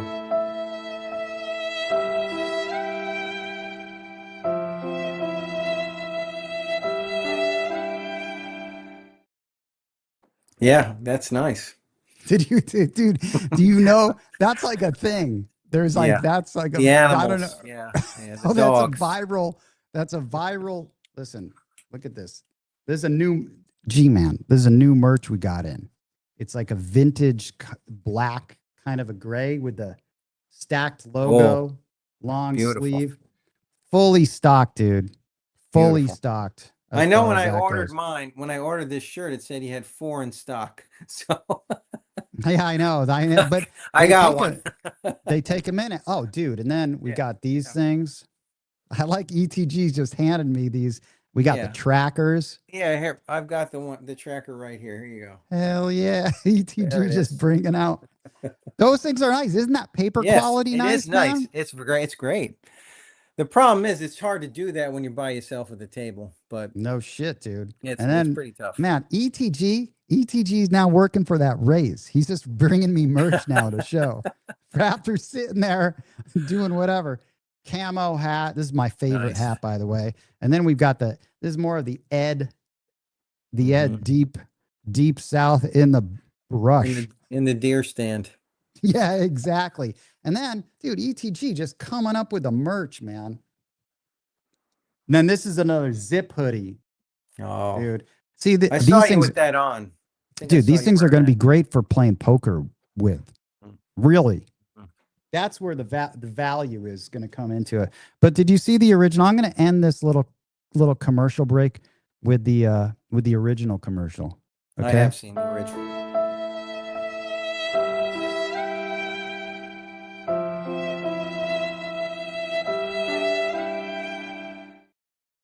Yeah, that is just touching.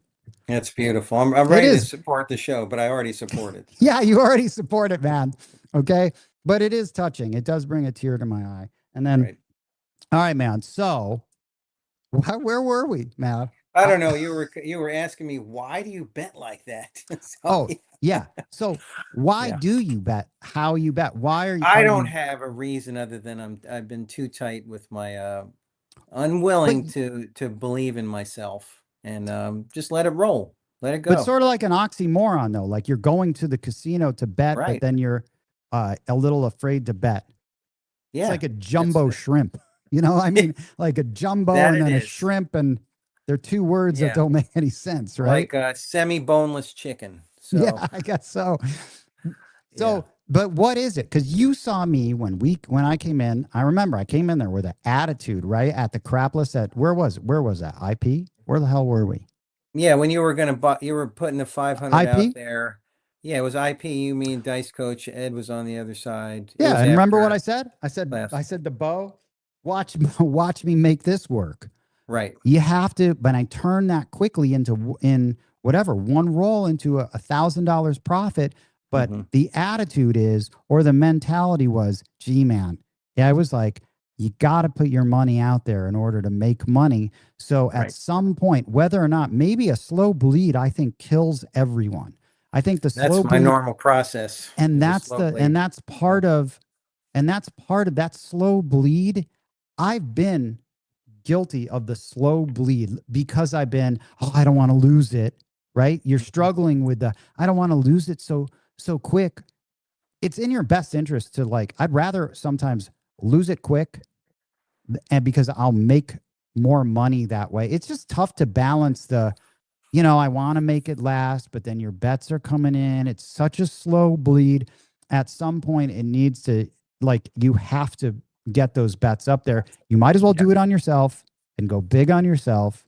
And then you can make more sense of that by not betting on other people. So your Right. overall bankroll spend, you allocate the funds more for yourself and maybe a lot less to the point now where maybe you don't bet on anyone else. But normally the problem is a lot of times we'll get the dice and then we won't be able to get them for another hour. It takes a long time for the dice to get around the table. Most recently, that wasn't the case, but playing there, and that's tough when you know, if you have a short roll, you know, you're ready to go hard on yourself, you have a short roll and you're done with the, you know, your PSO or your PS, you know, a couple rolls and you're done. And then you got to wait the whole time again to get the dice. Unlike, you know, like when you like to play at, you know, midnight and you can just keep Yeah. making adjustments and saying, you know, I'm going to take care of this. It's different, but G-Man, it's like what G-Dub says, gas is on the right, dude. Sometimes you just got to put them out there, dude. And if your well, nuts get he's cut the off, epitome of a guy who's all gas and no brake. But that's, you know, that's what, you know, I'm pushing myself to listen to you guys, to be around you, to be influenced by you, to adjust my behaviors.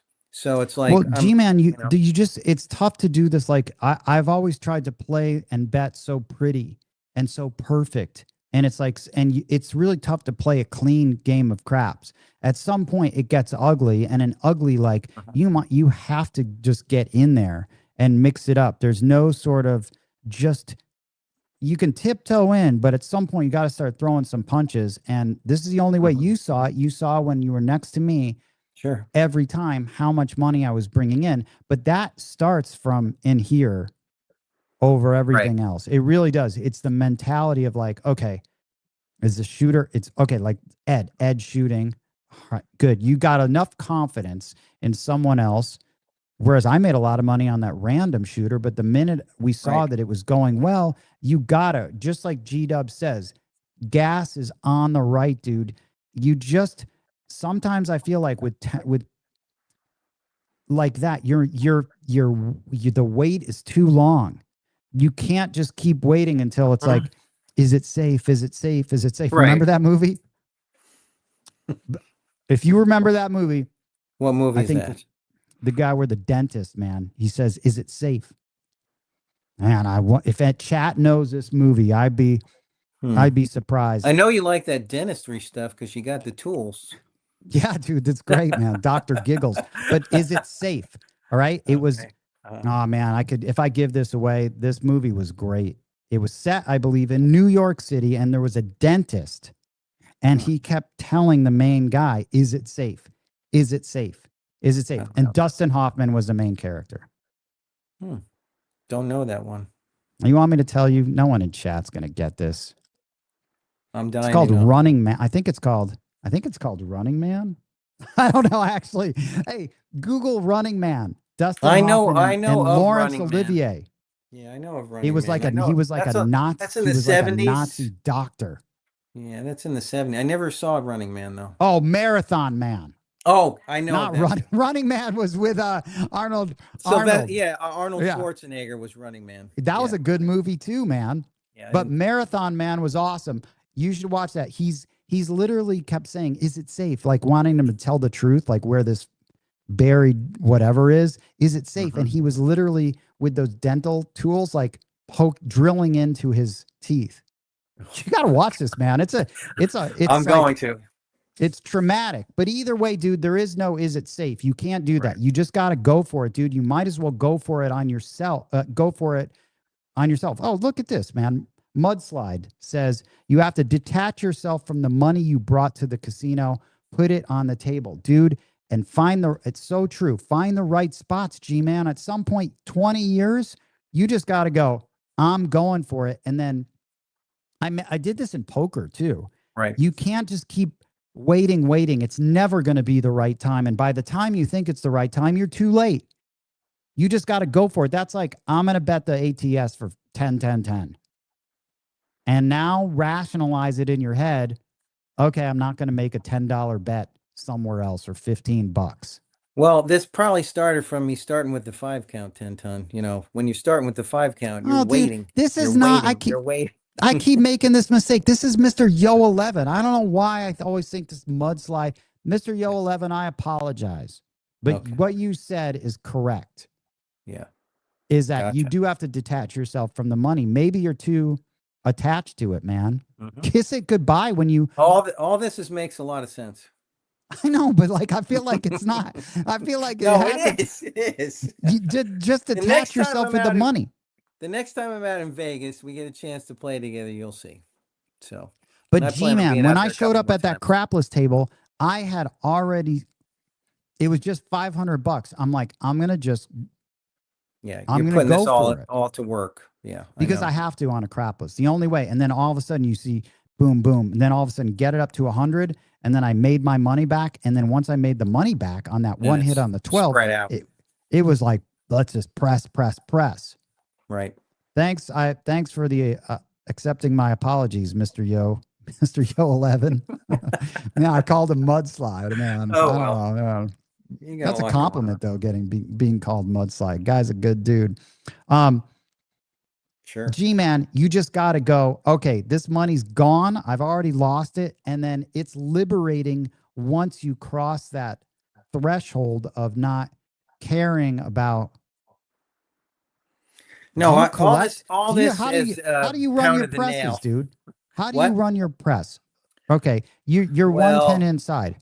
Yeah. 6 hits. I go to 42. Oh, okay. So you're in that I'm whole working with Ed's heavy press Ed moves. coaching Yeah. tree. Yeah. Okay. I like those. So yeah, I know a lot of people do. It's solid. yeah. There's nothing wrong with it. I don't want to wait. Why just go right up to 60? Why don't you just go right up to 60? It makes sense. I mean, either makes sense. It's just one is like, oh, I just took back, how much money did I put back in the rack? Fuck it, man. You want to get for that second hit, you get $70. Then you can regress down, You've made your point 10 times. I try to make my point all the time, but maybe just forget that the money's it's gone. Pretend it's gone and just go for it, dude. That's why, I've been involved in all these things, is to keep pushing myself to get past whatever, challenges I'm dealing with, whether it's tossing, betting, whatever. It's like I continue just to I'm not giving up. I'm gonna keep working at it, and I'm not gonna wait till it's too late either. So no, it's never too late. G-Man, it's never too late, dude. It is never too late. Plus, you're a really good shot. So why? I know I have shot well. I mean, Dynamite should just be like, go for it. Yeah. Yeah, many a good shot. So it's like, believe in yourself and let it go. So, yeah. I mean, it sounds like, do you not believe in yourself? I've had problems with self-doubt before 10 ton, but it's something. Really? As you're armed with a lot of knowledge though, and you've been influenced by a lot of good people, and you play the game right. You know what you're doing, dude. You have all of the fundamentals intact. Why the hell won't you just why don't you go, put what? It into place. Put it to work. I'm going to pretend, I'm going to double everything and then just pretend I PSO'd on the next roll. You know what I mean? You can then just take that money and use that and start bigger, right? Now you can start 220 inside and pretend like in the future, I already know I'm going to PSO. So now you're using 220 inside. And then all of a sudden, if you just say, and I'm not going to take a little crumb, I'm only going to take something big, and then you can full press, right? And then you're only allowed to take, why don't you just conduct it as a game? I'm only allowed to take after a full press. I'm not allowed to do the little crumb takes. This is all good stuff that I'm going to put into practice. But it's like when I got Oz's message about he got his 5 to 750 or his 9 to 750. I was playing with Sonny at the casino. He threw 9 nines. Nine. Yeah, nine nines. He threw 9 nines, but his press was he got it up to 300, but I was just playing it over in my mind. How can you get to 750 like Oz did? And you could start with 75 and get there in 3 or 4 hits. So, you can get to a lot of places pretty fast, right? If you're not taking back much, if you just keep I would be almost obsessive compulsive about how I would run my presses. I distinctly remember there was there was a steam room here, and I was always like going into the steam room just to like think about like craps numbers, right? And I would go, how fast can I get to table max at 4 and 10? I remember doing this, and I'm like, okay, what's really legitimate? What am I comfortable with? Am I comfortable starting at I'm gonna start at 100? Okay, so, and then I kept running it over and over, and before I knew it, like 30 minutes was gone. Like the timer was up in that thing. And the whole entire time it was, okay, first hit, 300. I'm going to then throw them 100. I'm going to power press right there. Right. So now I'm at so first hit, I go to 300. Now my second hit. Okay. It's tough to hit it twice. Yeah. That's going to pay. Now I'm going to look at 900. Now I'm going to go to 1,000. I'm going to power press it right there on my second hit. Okay, then that decision, though, when it gets into reality, is a whole nother ballgame. It's easier in a steam room thinking about it. But when you're facing that, which happens to me often, looking at that, I've power pressed to 1,000, and then you're like, fuck. Now, and that's only 2 hits. The next hit. Right, 2 hits. The next hit, you're at 3,000, dude. It's just like being down at the 100 level. Now you're not 3, taking much money back. I haven't taken shit back, dude. You haven't taken anything back. I've actually invested. No, you've actually invested more. Yeah. I've invested. I'm in it for $200 with what plus whatever vig. But then guess what? On that 4th hit, 4 hits. Boom. I now will have taken 4,000 in my rack. I'll be at table max. And my 5th hit, I'll be going for 10,000. Wow. Right? And 4 hits. But in 3 hits, dude, on that, starting with 100 investment, you could be pulling down, well, you would have power pressed it, but you could be pulling down 3,000. If you take it all, you could actually pull down 4,000. No, 3,000. And down, I mean, just on that, 2 hits, you can pull down 800. You could pull down 900 total. But geez, dude, why not? Right? Why not? Yeah. I think it's a question of like, you just need to think about it. I would practice it on my table. I would literally practice with the chips so it's not so foreign to me when I would make these bets, and maybe desensitize yourself. Like, I don't know, like spiders, or what are you afraid of, dude? Are you afraid of stuff? I used to be afraid of spiders. I'm afraid of water, heights, all that shit. Yeah. I got those too, but not spiders. But yeah, no, afraid of the power press. Yeah. No, I'm gonna incorporate these things into my arsenal. So I'm gonna work on this. It's not necessarily I'll report back to you. But it's not even incorporating, dude. It's just trying it. Yeah. You know? Yeah. It's just trying it. Right. I'm going to. So, well, but I mean, hey, I can say it, but we'll see. It's your money. Don't blame me, right? Well, I gotta keep 132 out for the Patreon, so you know. Oh yeah, dude. Oh, by the way, though, but Gman, for anyone in chat, Gman, you were the first person to win the James A. The James A challenge. Right. I don't know how much did you end up winning. You threw an easy 10. So you asked me what I'm trying to remember. Oh, how do we split the 10? I think we put 50 on each one. Yep. I think I put 50 on each one. So you threw an easy 10. Yep. So we won that. The hard 10 came down, but then you threw another 10. I won on that again. So yeah. And you hit it, and then you promptly left your spot and walked the chip over to me. Because you were on stick right 1 and I was on stick left. Yep. When you left your spot, you walked over and chips. There you go. Yep. That was all good. Paid you right then. Not enough people ask me to do that challenge. They forget about it. Well, when you're in Biloxi, you owe Big Al one, man. Because we were out in Vegas and you were going through those back issues, which was, you were in such pain. So. Oh yeah, I remember that. Yeah. That was at Palms. Yeah, you were at the Palms. I was in a lot of pain. I could not. You never shot. You were in a lot of pain. No. You were with. I was 1 ton. With 1 ton, and yeah, you never shot. You were just kind of mulling around. Mad Hatter was there, and shout out Mad Hatter. You watched me You watched me get the dice, and I'm like, oh, 10 tons here. I want to shoot well, and I promptly like PSO, and you're like, It happens to everybody, dude. And meanwhile, I was thinking, yeah, but this sucks. And then you left, and that's when things got big. So, it happened. Well, do you have FOMO? Yeah. Yeah, so I I do. don't.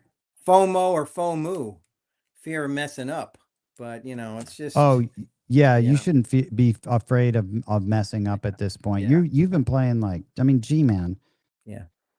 you're a veteran player. I'm more Right. surprised that you have not like really like pushed yourself Mm-hmm. to actually win more money, because you've got all the you should be Tools. winning more money.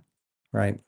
You Well, know, this year, in the last year and a half, like since, I've dude, you casino owe it tears to has happened, yourself, dude. I've had You owe bigger it to wins. yourself. Yeah, Yeah. but you owe it to yourself to actually like put money on yourself. You've invested a lot of time into Sure. this, and I mean, I bet on you. I made some money on you. It Right. was awesome. Ed Yeah. made It's some fun. money on you. Like, there's a lot of good shooters that are going to bet on you because, you're a student of the game. You've been practicing it for this amount of time. You know what you're doing. Now it's just getting out of your head and just doing it. Mm-hmm. You deserve for yourself to actually, shit, man, we're not getting younger. Right there, buddy. I mean, Right just there. do it, dude. Remember, think about it as like this, as I'm going to PSO my next 2 shots. So I'm going to take that $220 and I'm going to use it all on this roll. And Mm-hmm. now I've got $330 or something to bet on this roll. Right. You might want to maybe think about that. It's all rationalization. It sounds good. I mean, I'd like to, I'm gonna play around with it. Yeah. And Yeah, man. push the barriers. So, but yeah, So, it's all good, man. I appreciate all the stuff that you guys bring up and make us think about each week. There's certain topics, we wouldn't have thought about it unless you brought them up. oh So man, I it's can't good wait. stuff. Yeah, I can't wait to really I'm excited about this season because of what's going on with Patreon and Mhm. having these discussions, really getting to the meat of the matter with Ed. I like having these discussions because Ed and I come from, I like seeing where we overlap and where we don't. Yeah, you guys complement each other because you have differences. So you're Yeah. definitely not the same, and So you add a lot to everybody that listens to the yeah. show can get a lot out of it. Oh, thanks, man. I Yeah, it's appreciate great. that. We're gonna bring the people together, man. Hmm. All But right. I just have to say, your enthusiasm for craps is, um, it's it's it's catchy. It's like your enthusiasm for the game and for bringing people together. It Checks in the it mail. No, but Checks in the mail, I can G-Man. just say from personally, For like sure. even when I've talked to you just for a few minutes and I get off the phone, it's like I'm juiced up because Let's go you hit are the enthusiastic. ATS for Yeah, forty you thousand are dollars. you are enthusiastic about, whatever it is. Your enthusiasm comes through all the time, and that's just it's it's really something that it's a great quality that you have. So Well, thanks, man. I'm gonna break out the tissues. You're bringing a tear to my eye, no, man. but I got some no, it's tissues not right that here too. I'm giving you gave me one of those early on, those tissue things. I love it. So No, you but were I passing appreciate those out. I remember you passing that out. Here's some I tissues. appreciate it, man. It's like gotta spread. That's why I think like Dice Degen is important to the game because he's younger. He's Sure, one of he's the young. younger Yeah, the players, young man. Get crowd. these Yeah, guys in here, you know? right. Because we I don't want this gotta game to die off. I mean, it seems like a lot of times, they're going to oh. electronic games. Like just yesterday, You want they opened up Cadence Crossing. oh, is that a And horror movie? What is that? no, it's a new casino in your Oh town. yeah, that's right. That's over in Henderson. Yeah, and there's no table games. Yeah. No table games, which is like what the D did. Not the D, the Golden Gate. The Golden Gate took Yeah. out all the table games and all this electronic stuff. You want to But you want to we don't want so that. G, so G-Man, you want to do you know Two Seam? I do not. You don't know Two Seam? I don't think so. And how have you guys not met, man? I'm gonna bring this guy in because you're gonna be Ed, okay? Because I was gonna have Ed on, but he's at the undisclosed location right now. Okay, okay. So he was gonna be on here, so I've had to make. I'm gonna bring in Two Seam, dude. All right, okay, dude. All right, hold on a second. Two Seam. Two Seam. How are you? Hi, Gman. Man, what a pleasure. Two Seam is joining us from California. So you're on my time. Yeah, Sacramento area. Do you hear him? Yeah, I can hear him. Can you hear him? No. What do I need to do? Oh my God. What do I need to do? Hey, ETG, why can't Gman hear? Why can't I hear him? What do I need to do? I don't know, man. You can hear me though, right? I can hear you. I can't hear him. Well, translate. Try to say something. Let's see. Listen, Gman. What about now? Try now. Let's see. Anything now? I mean, we could hear you. Yeah, we can hear you, No, I Gman. can't hear him. All right, listen. Whatever. G-Man, partying is such sweet Good sorrow. talking. Good talking, man. You're out of here, man. It's been a pleasure. I'm gonna run that little. I'm gonna run that little thing. I don't know if you saw that for Tampa that I made. Yeah, I did see it. As your outro.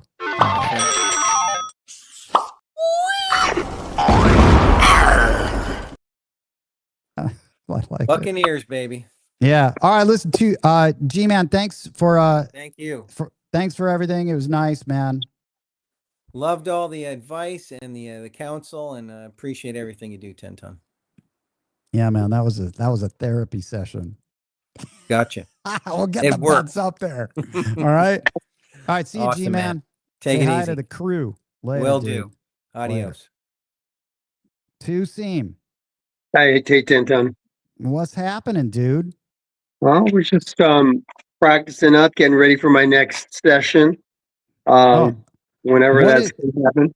What is the next session? And we were gonna have Ed on. I was gonna have you come on the show because you had a little had a few experiences. Yes. Yeah, because you had some more stories that we didn't touch on from when you were out here that you were like, hey, I need to talk about this. Yeah. Or I need to add some clarity to this, right? Right.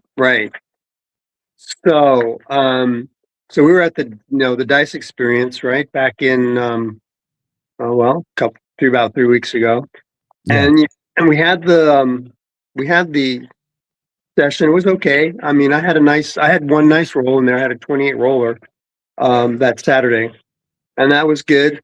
But there weren't that many good rolls. So it was, not a great night, but had fun. So, Sunday you were doing a class.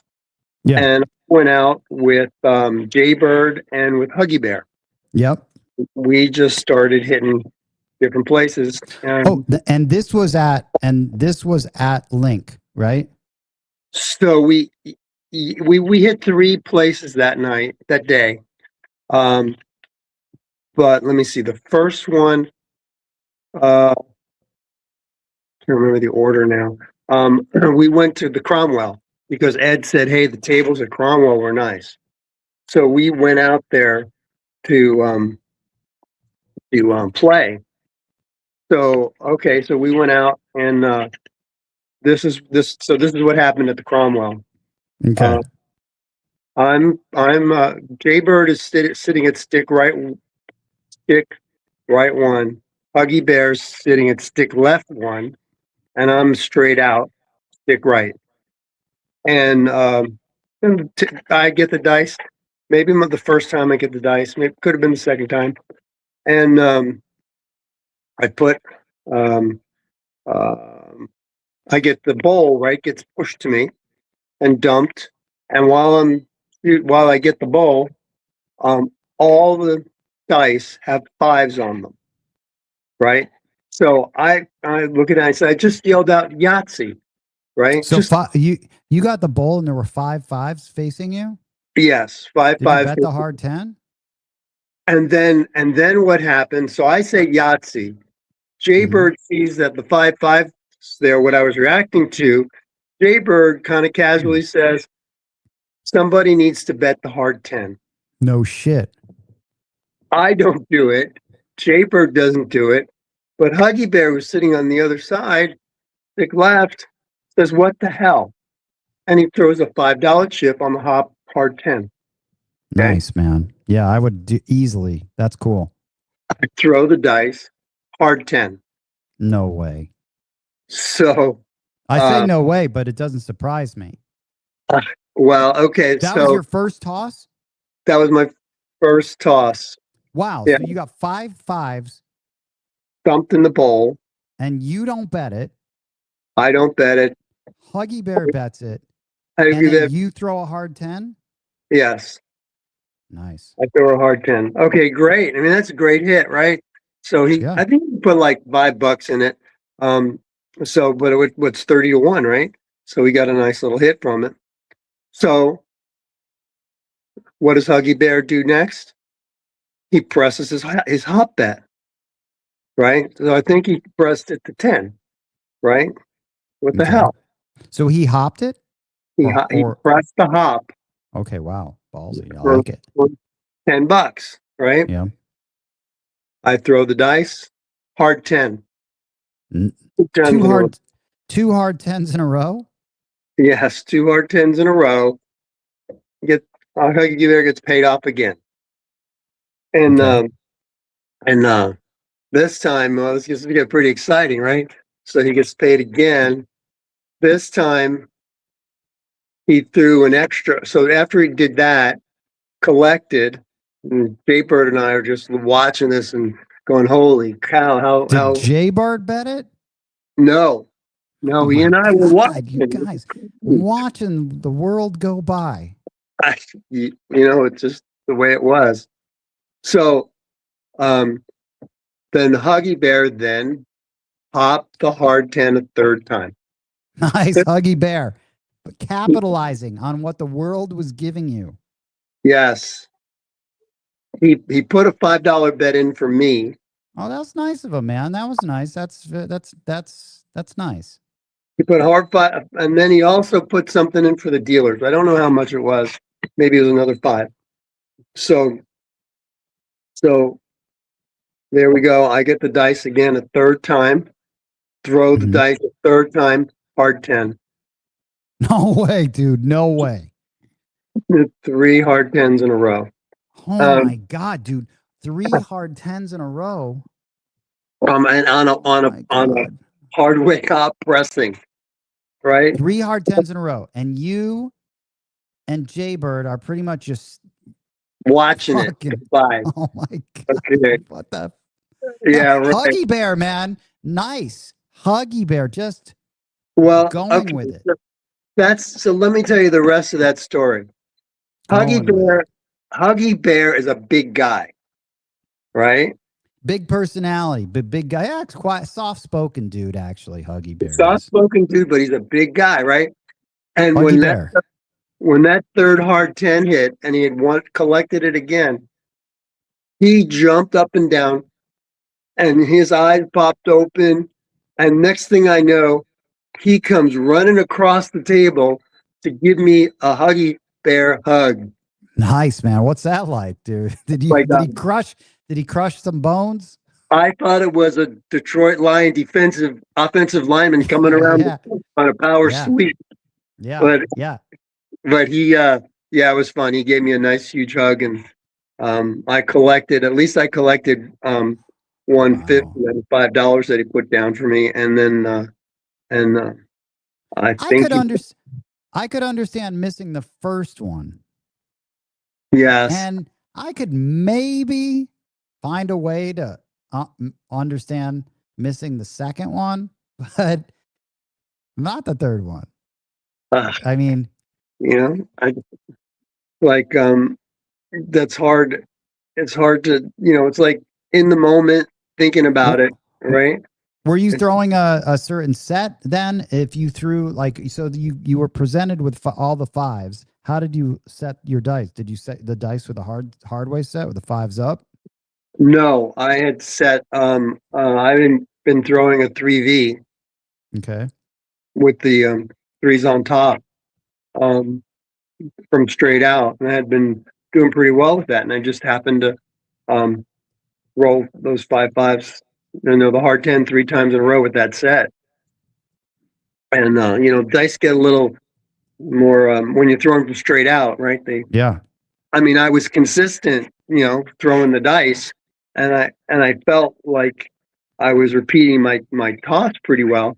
Yeah. But the fact that I hit those 3 hard 10s in a row was pretty amazing. I've only done that once before, thrown 3 hard ways in a row. What was the hard way? A couple of years ago, I rolled 3 hard 12s in a row. 3. Oh, so 3 midnights? Man, that's even tougher to do. I know, and the same thing happened 10 ton. And this was back in Tahoe about 2 or 3 years ago. A guy put $1 bet on the midnight. He pressed the midnight, parlayed the midnight. Yeah. I threw the second midnight, and then he bet like 300 on the third midnight. I threw it, and next thing I know, I heard the pitman go, "Oh shit!" And some people came over and they escorted him to the cashier, and I never saw him again. Wow. Man. Yeah, I'm telling you, yeah, you had a great week. You were probably the biggest winner of the entire weekend. I think the most consistent winner out of everyone. You seem to have like a lot of hot rolls. I did. I was I probably came. I hit the ATS. I hit the ATS once, and that's a different story. So, well, actually, speaking of the ATS, since Gman, what do you play the ATS for? When on your roll? Gman, you mean? Yeah. So I was speaking to Gman earlier about him playing the ATS. What do you? I've been playing the 10-10-10. Yeah, that's solid. Yeah, 10-10-10, and then 35 and on the pass line, and then 5 on the anti-craps. That is beautiful. That triangle is beautiful. 35 on the pass line. So when if a 2, 3, or 12 hits, you're going to make 35 off of that $5 C, right? Yeah. So that gets replaced. 7, your 30 comes down. On the 7 hits, you make 35, which then is a perfect hedge for your ATS, which comes down, and your $5 craps. It's a beautiful thing. That is a beautiful, like, rinse and repeat triangle for just to set yourself up to at least keep that ATS up there. And so were you a little nervous about when you first went to a $35 pass line bet? No, because it was all hedged out. I mean, it didn't. Yeah. Right, and I've been wanting to push my game up, right? Breaking into green chips, and then eventually I'd like to push into the black chips. How hard has it been for you to actually like to get those bets up there? At what level? I mean, it's a mental thing, isn't it? Yeah, it's a mental thing, and it comes with practice and developing some confidence. Yeah. Right. So now I think after all the training and practice that I've been doing, I feel like I'm going to have a good chance that I'm going to roll at least 10, and I'm going to make at least 1 point, and I'm going to hit a 6 or an 8 at least once. Right. So, when I look back at my rolls, that's what I tend to do. And then every once in a while, I'll throw something a little longer. And yeah. So my average roll is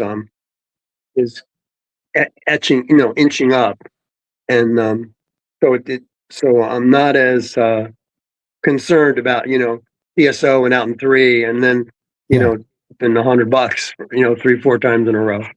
So that's good. So did you because I actually bet you when you weren't betting as much in the beginning.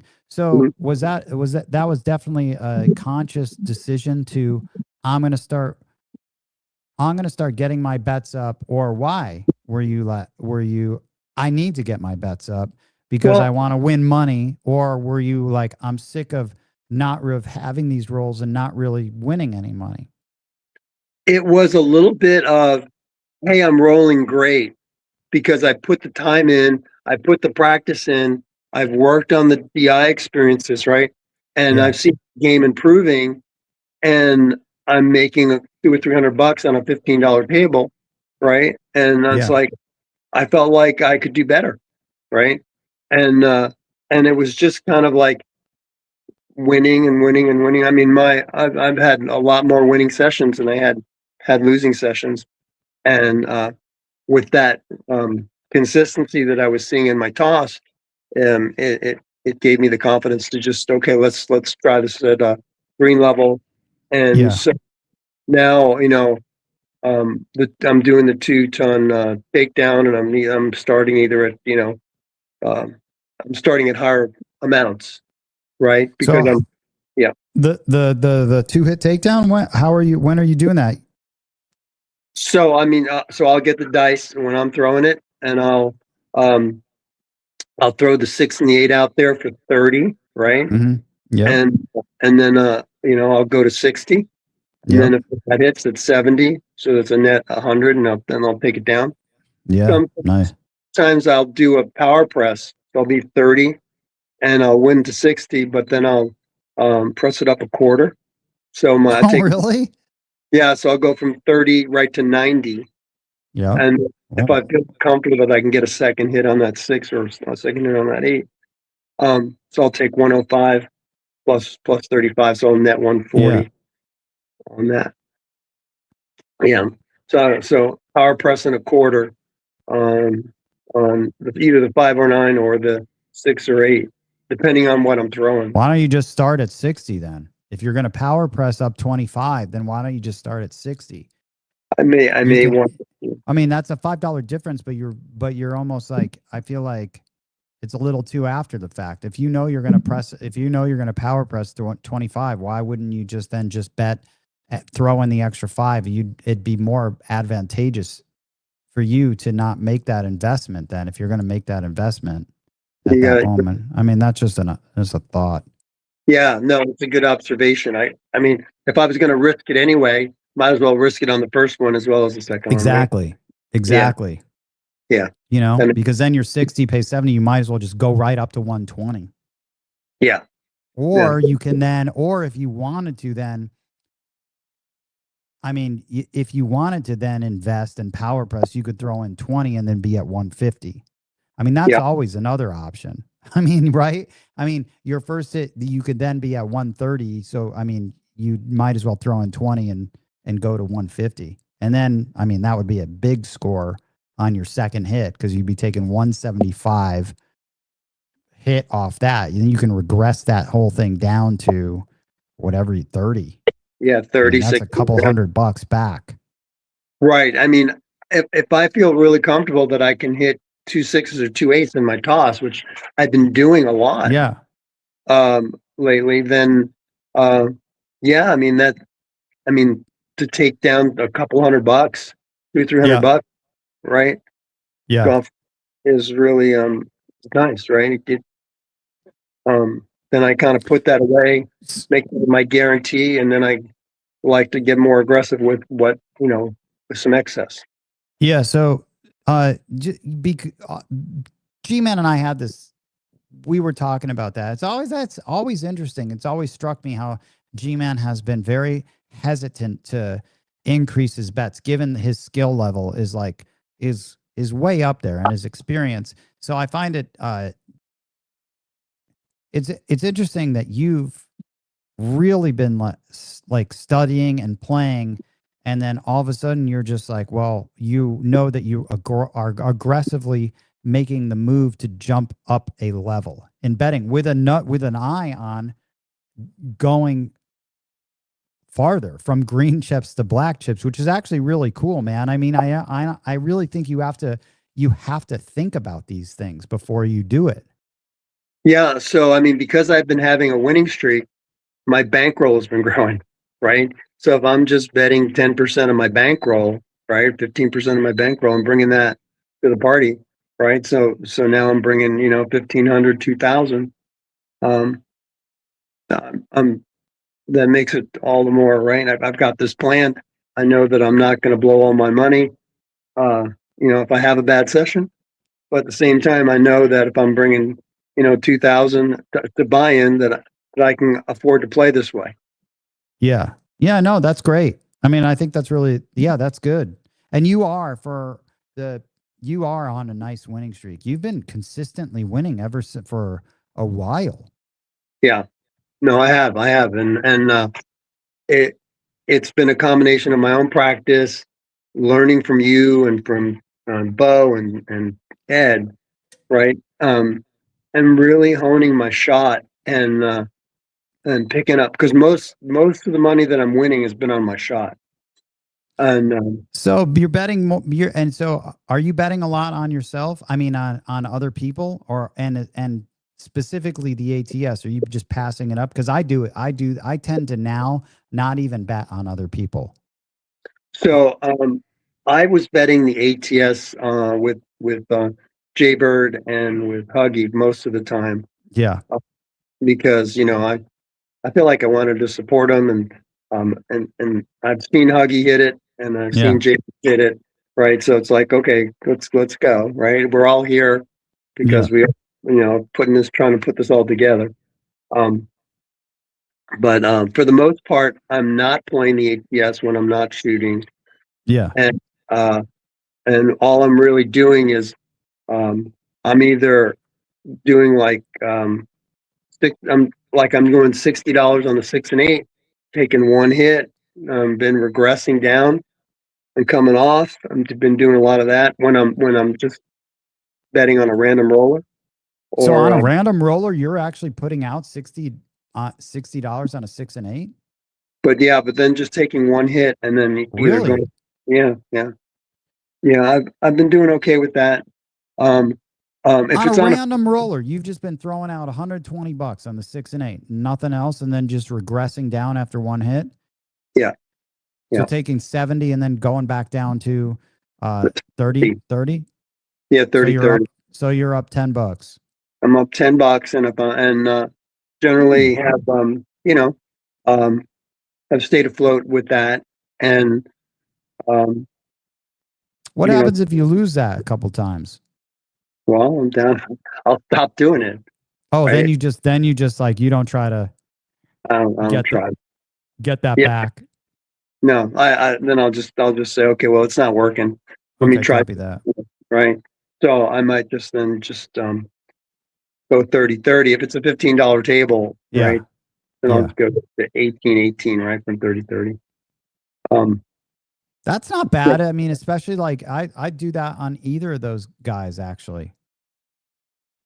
Yeah, I mean, it gets you out of the hand pretty quick. Gets you out of the hand, and then you're in a position, if you want to stay in it and catch something, you catch something, right? And that's pretty good.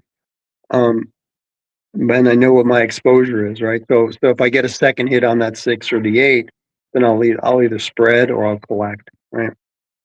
So spread to the 5 or 9 and see what happens.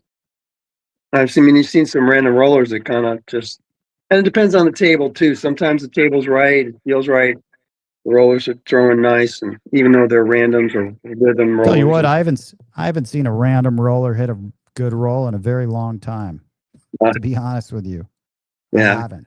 Yeah, they're fewer and far between. I agree. I feel like it is for me. I feel like really few and far between for random rollers. And I'm talking about the people that are just the stragglers at tables that I get to when I turn the limits up, the people that are still there. It's not that common for that I see. I don't know if that's happening a lot or it just is what it is, but I don't see it as often. Yeah. So I wanted to come back to the rest of my Sunday, because we had a second story. By all means, let's get to the second story, dude. Seem. Oh my gosh. So we go to the link, right? Huggy Bear, the Huggy Bear Jaybird decided that we want to try it out. Because we were really kind of looking around. Okay. And it was empty. The table was empty. Okay. And we went into the same positions. I was straight out, stick right.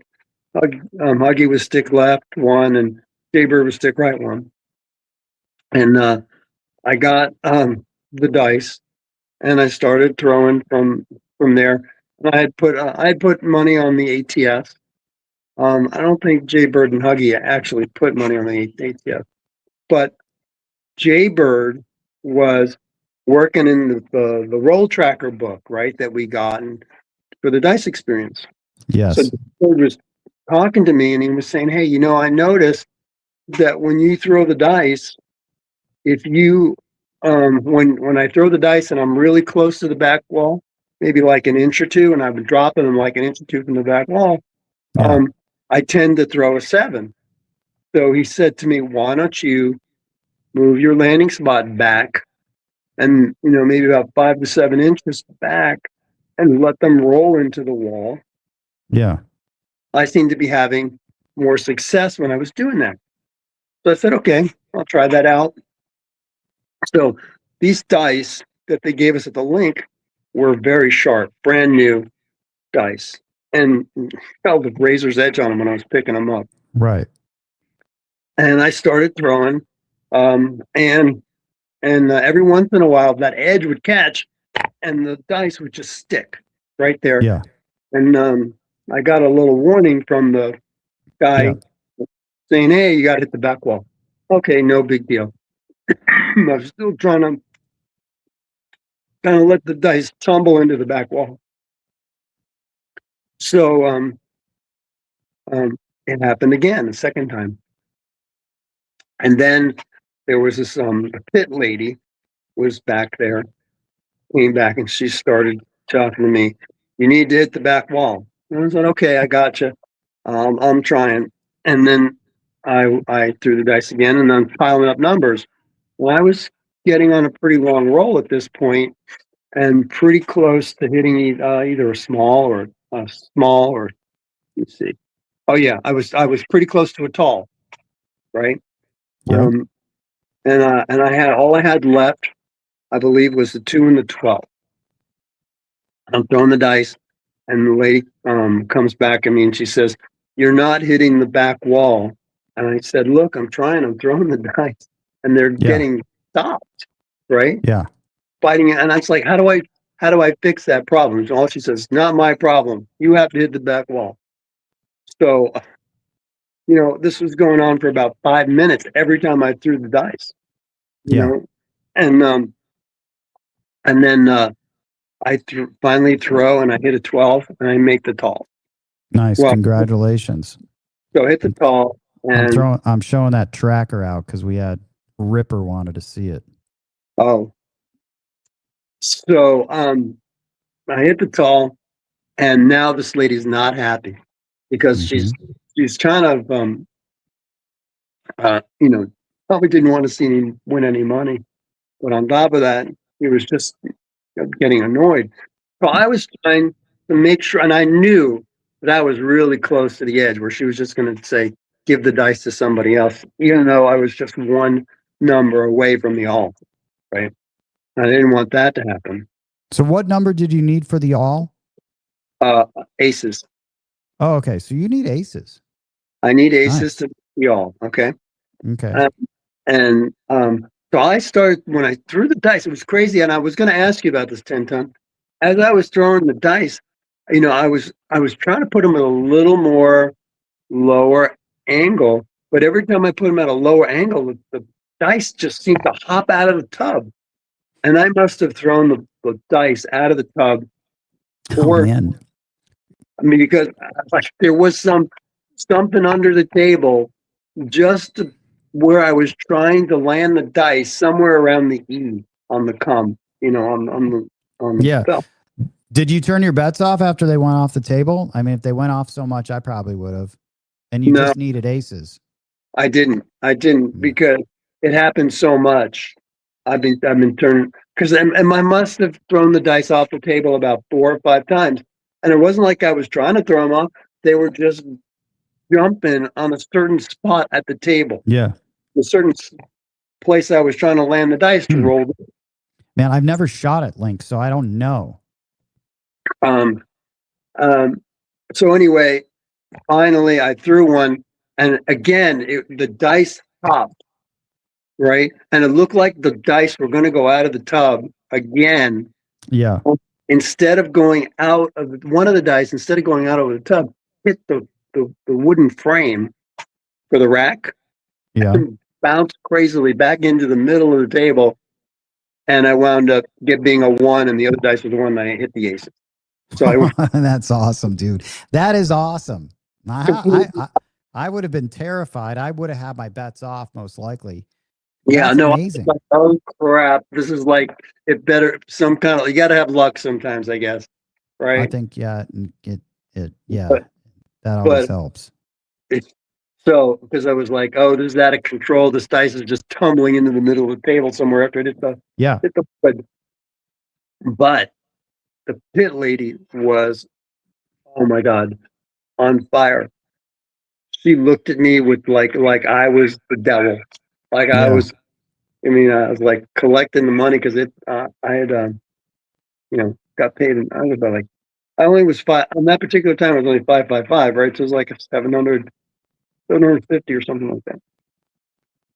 And 555. Yeah, that's what I had at that time. Why? And, why? Leaving. Why? Why did you have 555 and you were shooting? Why wouldn't you bet 10, 10, 10? You were just talking about betting $60. I know. I know. On 2 randoms. I know. But I'm still waiting for the answer. Yeah, I don't think I have a good answer for you other than that. Just didn't. Bet on yourself. Yeah, right. I should have just bet on myself. Maybe I got a little. I think Jaybird started or Huggy started, and I lost the first. I think I lost two hands in a row. Right. Okay. Yeah. So then I'm getting it. I'm the third one, and okay, a little gun shy. Fair enough. Gun shy, man. Yeah, we'll give it to you. We'll give it to you. That's how it's probably it. But man, I mean, he didn't leave a tip. I was just frustrated with the heat I was getting. Constant, just probably 7 reminders to hit the back wall. Yeah. And I know who that woman is, and I do. I know who after thinking about it, and because the Link is close to they interchange. I mean, the Link chips are the same as the O'Shea's chips, so that's where I first ran into her. Okay. Yeah, at O'Shea's. And she was she's just not having a good day every day. So every day is not a good day for her. Well, the other thing that got me a little kind of worried was, how they have that computer and they type stuff into the computer, I guess whatever notes or whatever. Yeah. She was typing something while I was throwing the dice. She was typing something in there, banging the key, and I'm like, oh, I wonder what she's writing in there. She's like, I hate this motherfucker. Like, probably, I hate this guy. Yeah, don't let him come into the Link again, right? Hey, listen, Two-Seam, shout out to Ollie, who said, I've stopped betting the sides and just bet the all. Boom. I disagree, with all due respect. I think you should, if you're just going to you got to bet the sides. You got to bet it all. If you're shooting, bet it all. Just bet it all. Yeah, because if you throw it all and you're not on it and you're shooting, that's not a good feeling, right? Plus, you get you get encouragement points. It's like you like little treats for like a dog. You get little treat. My treat for hitting the small, right? And then all of a sudden it's like, oh, let me keep going, and then another treat. Like. I mean, if you're going to practice as much and you're going to study the game, right? It's might as well, get the payout for it, right? So, oh man, the Ripper. Sometimes I only bet the sides, hit them multiple times. All the more reason to bet all. To bet all. Bet yeah, all 3 bets. It's a 3-bet part, bet all, everyone. Man, I can't believe how many. I think people are leaving money on the table. Again, this is just on yourself. yes, yeah, just on myself. Figure out the accounting. Yeah, whoever's doing your own internal books, you can cook the books to make it, make whoever happy. But like bet all 3 components of that bet. Yeah, yeah. So on Sunday, I wound up. We wound up with one more session at the Cromwell. We went back there in the evening with Buddha Bob. Man, you guys making the rounds, dude. You guys were really playing it. Yeah, yeah. So we were into it, and then I hit a small that night. Okay. Yeah. So so I hit for the whole day Sunday, and then I had one session before I at Planet Hollywood. I hit a all, so I wound up hitting 1 all and 2 sides, and 3 hard 10s in a row. In one Sunday's worth of playing craps. Yeah, that's pretty sweet, man. That is pretty sweet. And you made money. You made money that weekend. I did. I should have been hanging out with you the whole time. Oh man. I should have been hanging out with you. So yeah, it was right? It was great, and Jay Bird and was keeping track of the dice, and we were all helping each other, right? Commenting on each other's games, and that was the best, really good friendship that we were working on, just to get that all going. Yeah, man. Yeah. Hey, man. Little comment. The view looking amazing. It is looking amazing because it's 81 degrees right now. How you're up near Sacramento? Yeah. Right. Yeah. I've been in Sacramento when it's been absolutely brutally hot in the summer, like 116. I remember, and I didn't think it would be that hot up there. What's it like up there right now? It's been in the mid 80s or low 80s. Yeah, pretty nice. Pretty nice. Yeah, everything. All the trees have popped their blossoms, and everything is. We're in full spring mode here. Hey, so EFSU says, did Planet Hollywood Pit give you a hard time for hitting the ATS? No, they were friendly, but I was tipping well too. So I really haven't any problem with Planet Hollywood Pit bosses. I've had no problem at all. The crews and the floors over there at Planet Hollywood have always been super, super, super nice. I don't go and play there enough, and they've got a couple dealers that are pretty strong. Really strong, I think. Shout out Jay, who works the floor over there, also works Wednesdays at Palms. Cool dude, man. There's some cool guys. You know what? I'm gonna get back to Ollie. My logic is if I go 5-5-5 or 10-10-10, I'm getting 150 or 300 on the sides. I'd rather bet more on the all, 15 or 25. I can make 150 or 300 from pressing any number a few times. Fair enough. I understand that. But you're leaving out possibilities of potentially laying against that all, and also just incrementally making some, making some money. Like, here's a little treat, and that you can put in your rack for $300. What a nice little treat that I just made. Ollie, what a nice little treat. I know you can make that money elsewhere, but that's apples and oranges right now. For that bet, I still think playing those, it actually allows you, playing those sides, you can almost, it allows you to a little more cushion for an all, for a lay bet on the all.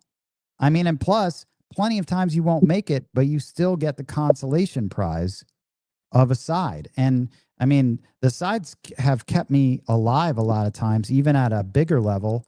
I was just telling Ed, when I was at Durango, even though I broke even at Durango one night, I had hit a small and a tall each separately, and they paid 3 G's each. And those things can keep you in the game. The sides, it's just my opinion, which I feel very strongly about, but I respect yours too.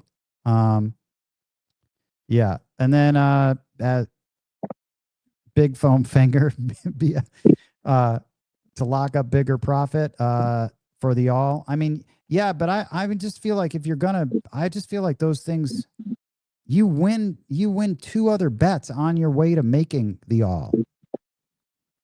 You know what I mean? Like just betting the all for the sake of the other $20, you know, you can make another $600. I know you could make it elsewhere, but that's kind of not the point. The point is that you're making this, you know, these are coming in by the time you make the all. You're sort of, yeah, I get it, but the 10-10, how often would you lay against your all, or just making the all, or do you? I'm always playing for the lay. That's the thing. I'm always playing for the lay, and that's why the minimum I would even suggest playing the ATS is 10-10-10, because then the lay bets make sense. Whereas 5-5-5s, the lay bets don't make any sense to me at all. I think I've mapped out every single level, every single lay bet for all increments about when you go up from 10-10-10 to, which would be, to me, the next level is quarters, not 15-15-15, unless you're at a different house, like when we were in Biloxi and it was 20-20-20 and that was their max. Cool. Then you kind of figure it out on the fly. But I'm more or less going for the commonplace, you know, Vegas, you know, lays or limits. I would go the next level at 25-25-25. I've got all the lays. You're getting, you know, those sides are going to pay $750. Then you could even make lays on those things. You can have $300 lays for those 750s. You're cutting $450 as your profit. You're using $300 as your lay amounts. But on the 10-10-10s, I don't really lay a side if it comes in. I'm going for that side because then you can actually lay the last number. You're looking at $1,800 profit. Now you can lay against 18, and it helps having that cushion of that added 300. You know, instead of just going for 1,500, you got 1,800. Well, guess what? Now you can lay. I mean, shit, man, you can lay up to, if you wanted to, $900 if you really wanted to. But I wouldn't probably lay. I mean, it depends. Depends on where you are in your rack. You can lay 300, 600, 900. I mean, it's a great feeling to know that you've locked up some money, right? And the best feeling ever. It's rare in any game to know that when I get done with my roll, no matter what, when I'm passing the dice, I'm making money no matter what. What a great feeling. I don't know why, like, that's a great feeling. It's one of the rare times. Do you get that in any other game? No. Listen, Sweet Lou reporting in, Harrah's in Atlantic City. Dealers and the supervisors are cheering for the ATS and the fire bet bonus with the players. Never have I seen any negative attitude from staff when you are almost there. That's cool.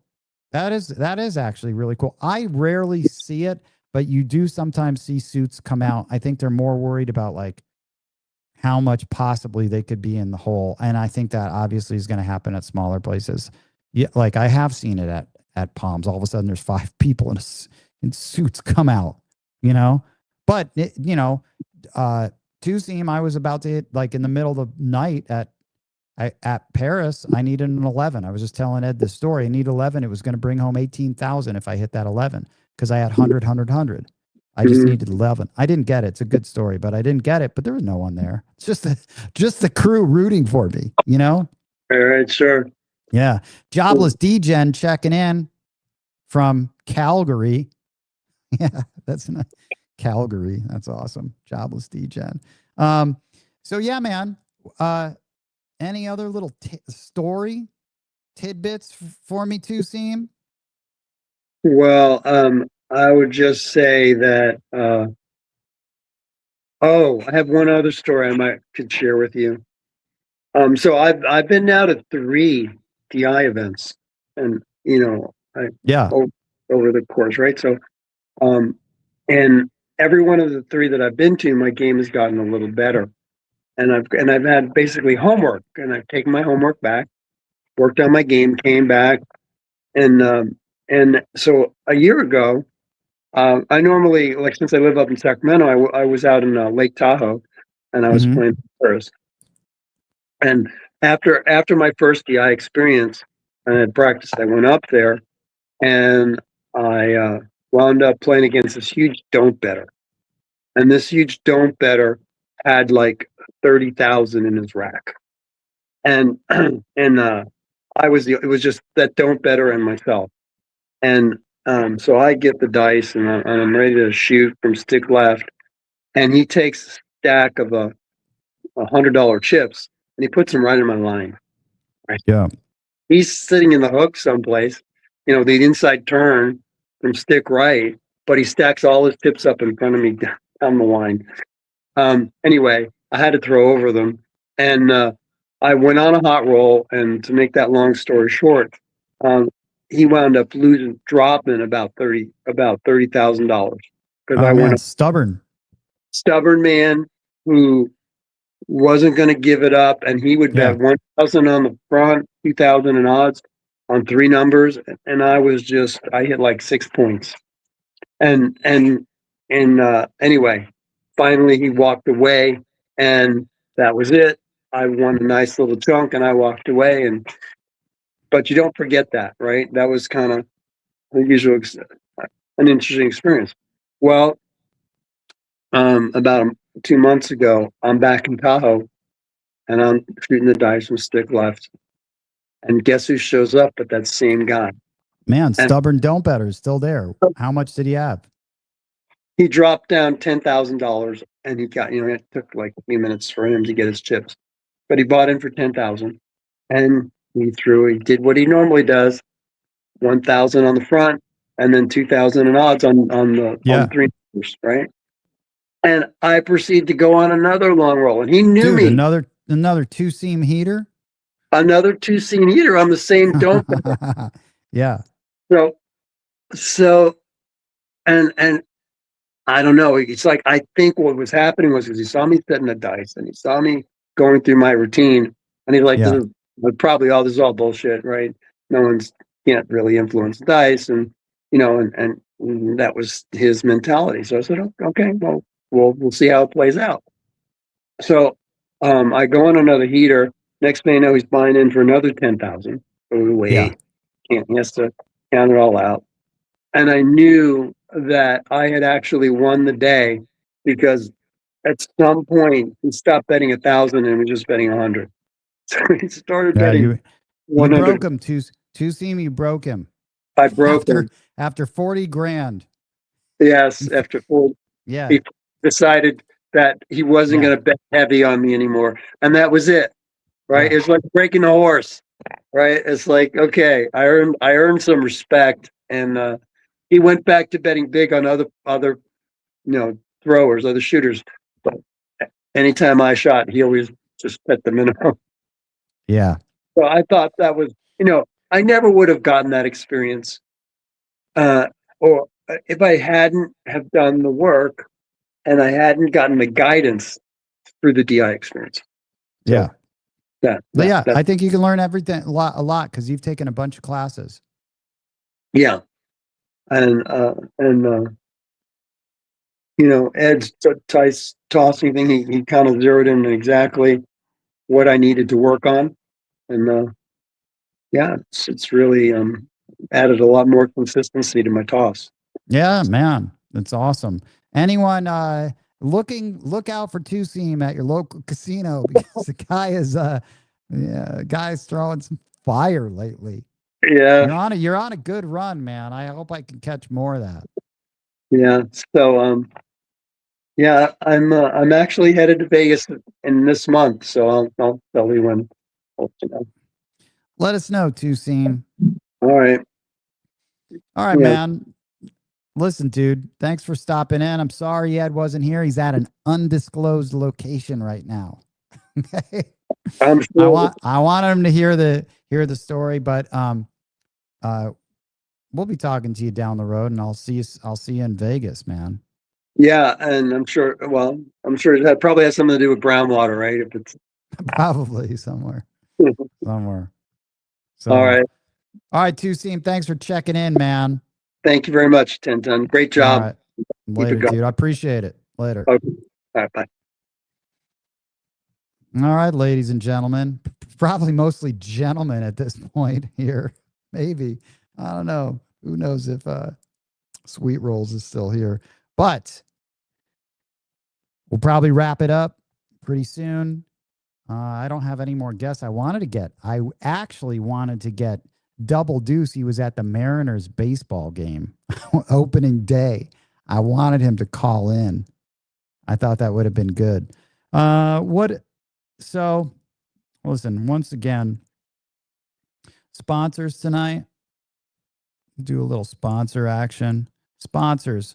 I was drinking this drink, which is amazing. A little Trip, which is fantastic. And I am a big fan of this. We don't get, again, these are sponsors here.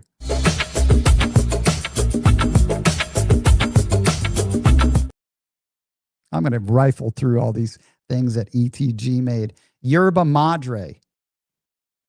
I drink these yerba. I thought they were called yerba mates. Anyway, this is a yerba madre, which is a sparkling yerba mate. Not too bad. Not too shabby for tonight. Support the show. Okay. Any way possible. Appreciate it. With Ed's, we're doing the focused Patreon only every 2 weeks. So the show's Patreon every week. We're back to every week. But if you're not a Patreon subscriber, you will not be able to hear the episodes on every other week, which are going to be cut short and short at this point. But you know what? Support the show. Here's today's commercial for it. Merch. We got brand new merch. Everything. And dice. ETG, we got to really, someone bought dice today. These dice are fantastic. They're probably the best thing you can get just because it'll help your game. But here, check this out.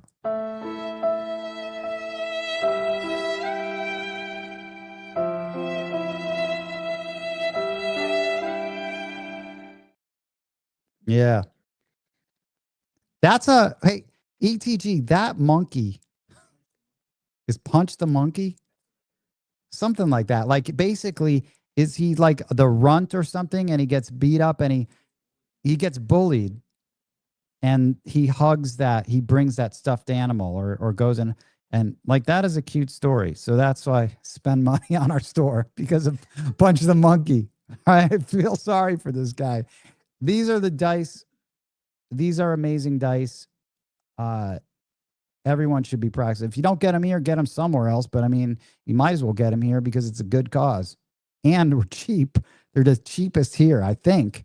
I know they're cheaper than Undercut Dice Coach's dice. Plus, these dice are slightly larger than Dice Coach's dice. He knows I'm talking shit. I don't know what else we could talk about. I think I'm going to wrap it up.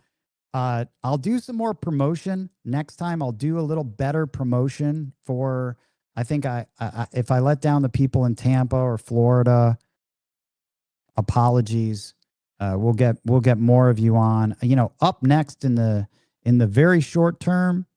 I know Toranaga is going to be joining us in a week or two. I know I'm going to have a Alfredo on. I know I'm going to have King Dice on within probably all before May. I know I'm going to talk a little poker before the WSOP. I'll probably have Courtney on. Maybe I'll have Marco, another old school poker player on. I'm going to have Heavy, Bo on probably together. It'll be, some good guests. I'm going to try to go into, shout out Shooting for Aces and Lip King. Oh man. And shout out to all the people that just recently signed up on Patreon. I mention their names on the podcast, but I should have it. I don't have it up here on this computer screen, but thank you very much. It, keeps it going.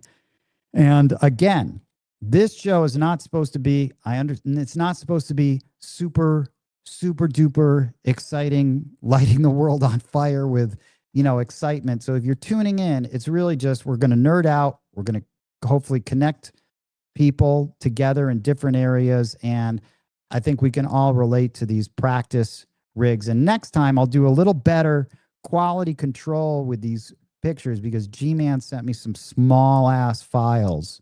So I'll get some larger photos. I don't know who else is coming in. I think we'll do something in Kansas City.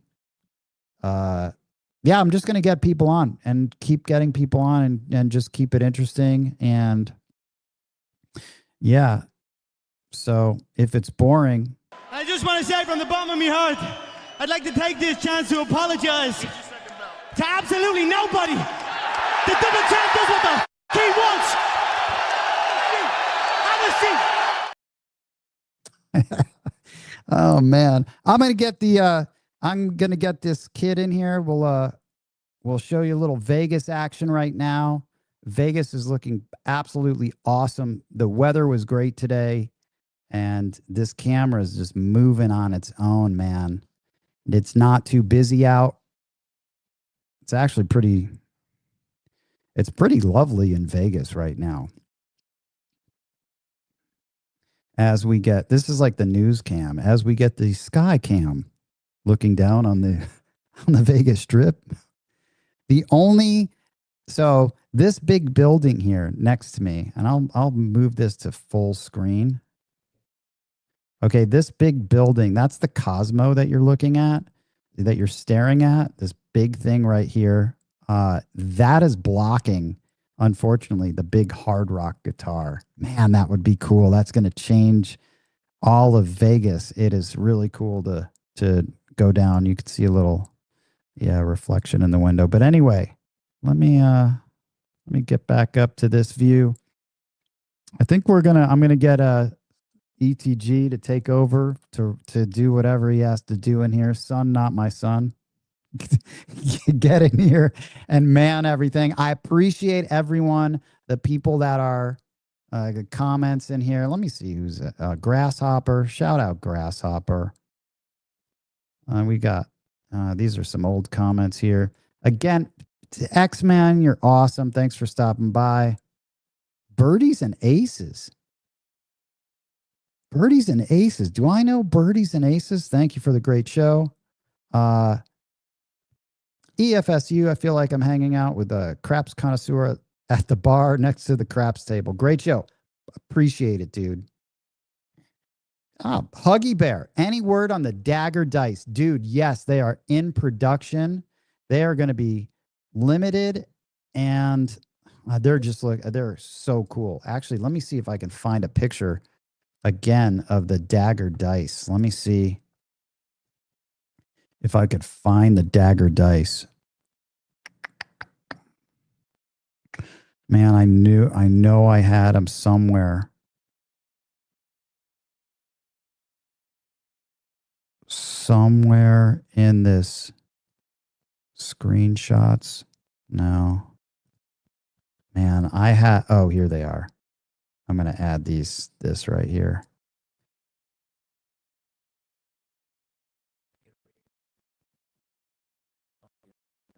Check this out. Huggy Bear. Those are what these dice look like. This is going to be silver foil on here. These things are going to look so badass. I am so stoked about these. So I was going to actually ultimately like have a box and make these like a box set with the book that I'm going to come out like, as a homage to D&D, because that's where the inspiration's coming from. But I don't know if that's going to be possible because I still have to work on Bo and Ed's part. So I think I'll just like publish that first when I finish this, hopefully in a couple weeks. But that book with all those papers has to be put into InDesign. This ETG has to help me out, and then we'll throw in some illustrations. But I mean, I'm super excited about that. I was going to sell have these specialty dice sold with it. Who knows? These are going to be probably done in, I don't know, a couple weeks. I mean, they're in production. They take normally 10 weeks to make. So, so I should be getting those soon. Let's see. Yes, birdies and aces. Thank you. Thank you. I've doubled down, tripled down on making the Patreon shows awesome. And as a thank you for all the support and you know, building out the community. And yeah, you know what? Hit the like button. I always forget that. Oh man. I like this, man. Cashier's Cage, my man. 10 ton is number 1, 2, 3, 4, and 5. Always official like a referee's whistle. Cashier's Cage, man, you are awesome, dude. I miss talking to you on the phone. I need to give you a call. You got to come out to Vegas, dude. Yeah, everything he says, he's always got a nice rhyme with everything. I appreciate that. Huggy Bear, yep. G-Dub, thanks, G-Dub. Appreciate it. Oh, you know what? I totally spaced on this question. From Carolina Reaper. Here's a question though. Somebody thinks I can't shoot. At the casino my last trip, a don't player thought it was money in the bag at El Casino. He lost all his money, maybe 2,000, maybe 1,500. I hit a 5 small. Hit a 5 small.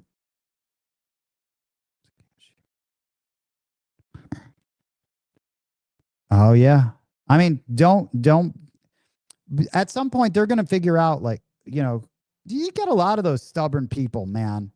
The people that, there was a guy recently just at the corner of, is that Durango? Quiet. I hated him, but I didn't hate him because he was minding his own business, passing the dice, betting the don'ts. And he was quietly amassing a small fortune because that table was cold. But yeah, I mean, the only way to, you know, I'm glad you shut him up, kicked him out. That's the only way to do it, is start making some points. Sweet Lou, you need dice with your family coat of arms. That's true. But Sweet Lou, how this works is that you have to keep those images almost super simple in order to for them, because they're still weighted with that. So whatever they carve out of that image. So that's why these things, I mean, that one pip is going to be whatever that weight would be for this. I mean, they're all going to weigh the same. So that's what that is. That's what it's taking up. But, you know, good. Yeah. So it's not too complex. ETG on point tonight. Yeah. A guy was kind of on point. He was just chilling over there for a minute. Now he's, you know, he's back there, but he's working late, comes in late on show days. All right. He comes in late. Can't wait to get a few up. Lake Charles. Oh, that was at Lake Charles. My bad. Of course, Lake Charles. How did I not know that? And then G-Dub plays there. Man, if you guys can get on a table with G-Dub, dude's an animal. All right, I'm going to read this last question that I forgot to ask from the Reaper, Carolina Reaper. He said, let's see, Yo, 10 Ton is number 1. Full name. If you have room in the agenda, could you and your guests, too late with the guests, talk about when you guys bet the hard ways, e.g., come out roll after one of them has been rolled, etc. Thanks, Bub. The Carolina Reaper. So this would make an excellent topic, Carolina Reaper, for a Patreon episode on how we bet hard ways. Because, you know, it's funny. I was just playing with a week or so ago with Mr. Pressett a lot at the table. He tends to bet quarters on all the hard ways. He had thrown out quarters, and I'm like on my roll, and I had told him, I said, dude, I wouldn't bet any of those on me right now. I'm this set not throwing hard ways. I'm not throwing hard ways. I wouldn't even bet anything. So, but the point is I'm betting hard ways when I know that a set is going to throw a hard way or has a tendency to throw a hard way. So I'm only going to bet that. But also, if I don't see it, I'm not going to be stubborn enough. For example, at Paris, I referred to the story when I was there at 2, 3 in the morning. I was talking to Ed about this as well, which is coming out in the podcast. When I needed the 10 and 11, I had made that small for 3,000. I ultimately needed the 11 for the $18,000 hit. When I had the 10, when I was going for the 10, I had a couple hundred on that hard way because I would normally throw hard 10s with that set, but I had not thrown any 10s. It was one of the second to last number that I needed to hit in that. So I'm not stubborn. I was not throwing any hard ways, so I didn't have any hard way bets. And then I didn't go back up when I hit an easy 10. I actually had reduced before that because I'm like, what I was expecting to throw isn't happening. So after a certain amount of time, I'm not stubborn and I'm not just going to leave it up there. So I have no problems taking a bet down. That's one thing I don't have a problem doing is taking bets down. And so I took it down. It's really, if I see someone that I'm betting on, that's maybe not a random, let's say if it's Bump John, since I play at tables with him a lot, I kind of ask him his set. So I will already know his tendency might be to hit this and this. That's a starting point. I am never a random all hard ways guy. Used to be, I don't. If I see someone that's at a table that's random, now I'm moving away to even just not betting on them at all. But if I see someone and they hit hard 4, hard 6, aces, hard 10, I'm like, man, they're just throwing doubles a lot. I will just take a shot. If I start seeing that for some reason, I just will. But for the most part, I'm not spewing money or bleeding money on hard ways unless they start hitting. And let's say I start rolling a hard 6 in one of my rolls, I didn't bet it. I hit it again. I definitely, the next time on my next shot, I will be betting that will be my hard 6. That will be my one hard way that I will actually be betting. So I'm just paying attention. I'm not just willy-nilly randomly betting hard ways. Far from it anymore. Easy. Thank you. Great show, buddy. Jobless D-Gen. 10-ton. After you left Durango last Friday, I whacked the dark side player a few times as I was hitting 6 and 8 repeatedly, so much so that he started to call no action on the DC whenever I rolled a 6-8. Dude, thank you. Thank you for that. That guy, who he looked like. He was like an old Asian surfer, right? In a weird way. He reminded me like of this old Asian Sean Penn, right? But he had his rack was full, man, like quietly, very deceptively. You can't hate the hater, man. He was doing it in a way, he was really going about his business very professionally and quietly and amassing a small fortune. But I'm glad you hit him for a little bit. Kaz, here we go. G-Dub, they're having yep. All right, sweet. I think that's it, ladies and gentlemen. I'll do a little better advertising on who's coming on next time, and we'll make it a little more of a party. But I'm going to get, support the show. Thank you very much. We're going to keep it going. This is going to be just interesting with the guests that I'm going to have on here. And, Ed will be popping in here and there. He was supposed to pop in tonight. He didn't, but he'll be showing his face here and there. I think that's going to be it, man.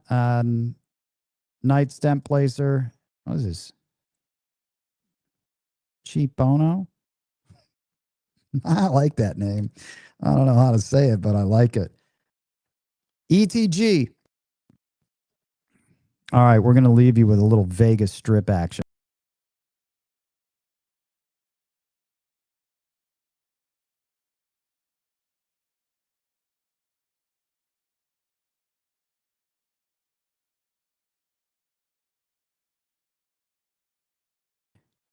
Let's get a little ETG.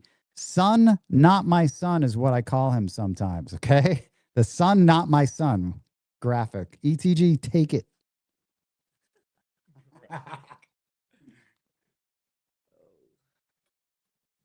Just to put the thing away. Thank you for watching.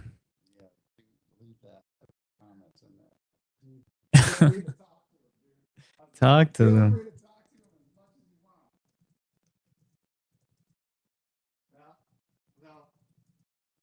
Huh. I would like to thank this guy because he does a great job on all the graphics, watching the show. He helped me set up tonight because I wasn't here. He did a good job. Thank you. No raise. No raise though. So close, guys. So so close, guys. Support the show. We're almost there.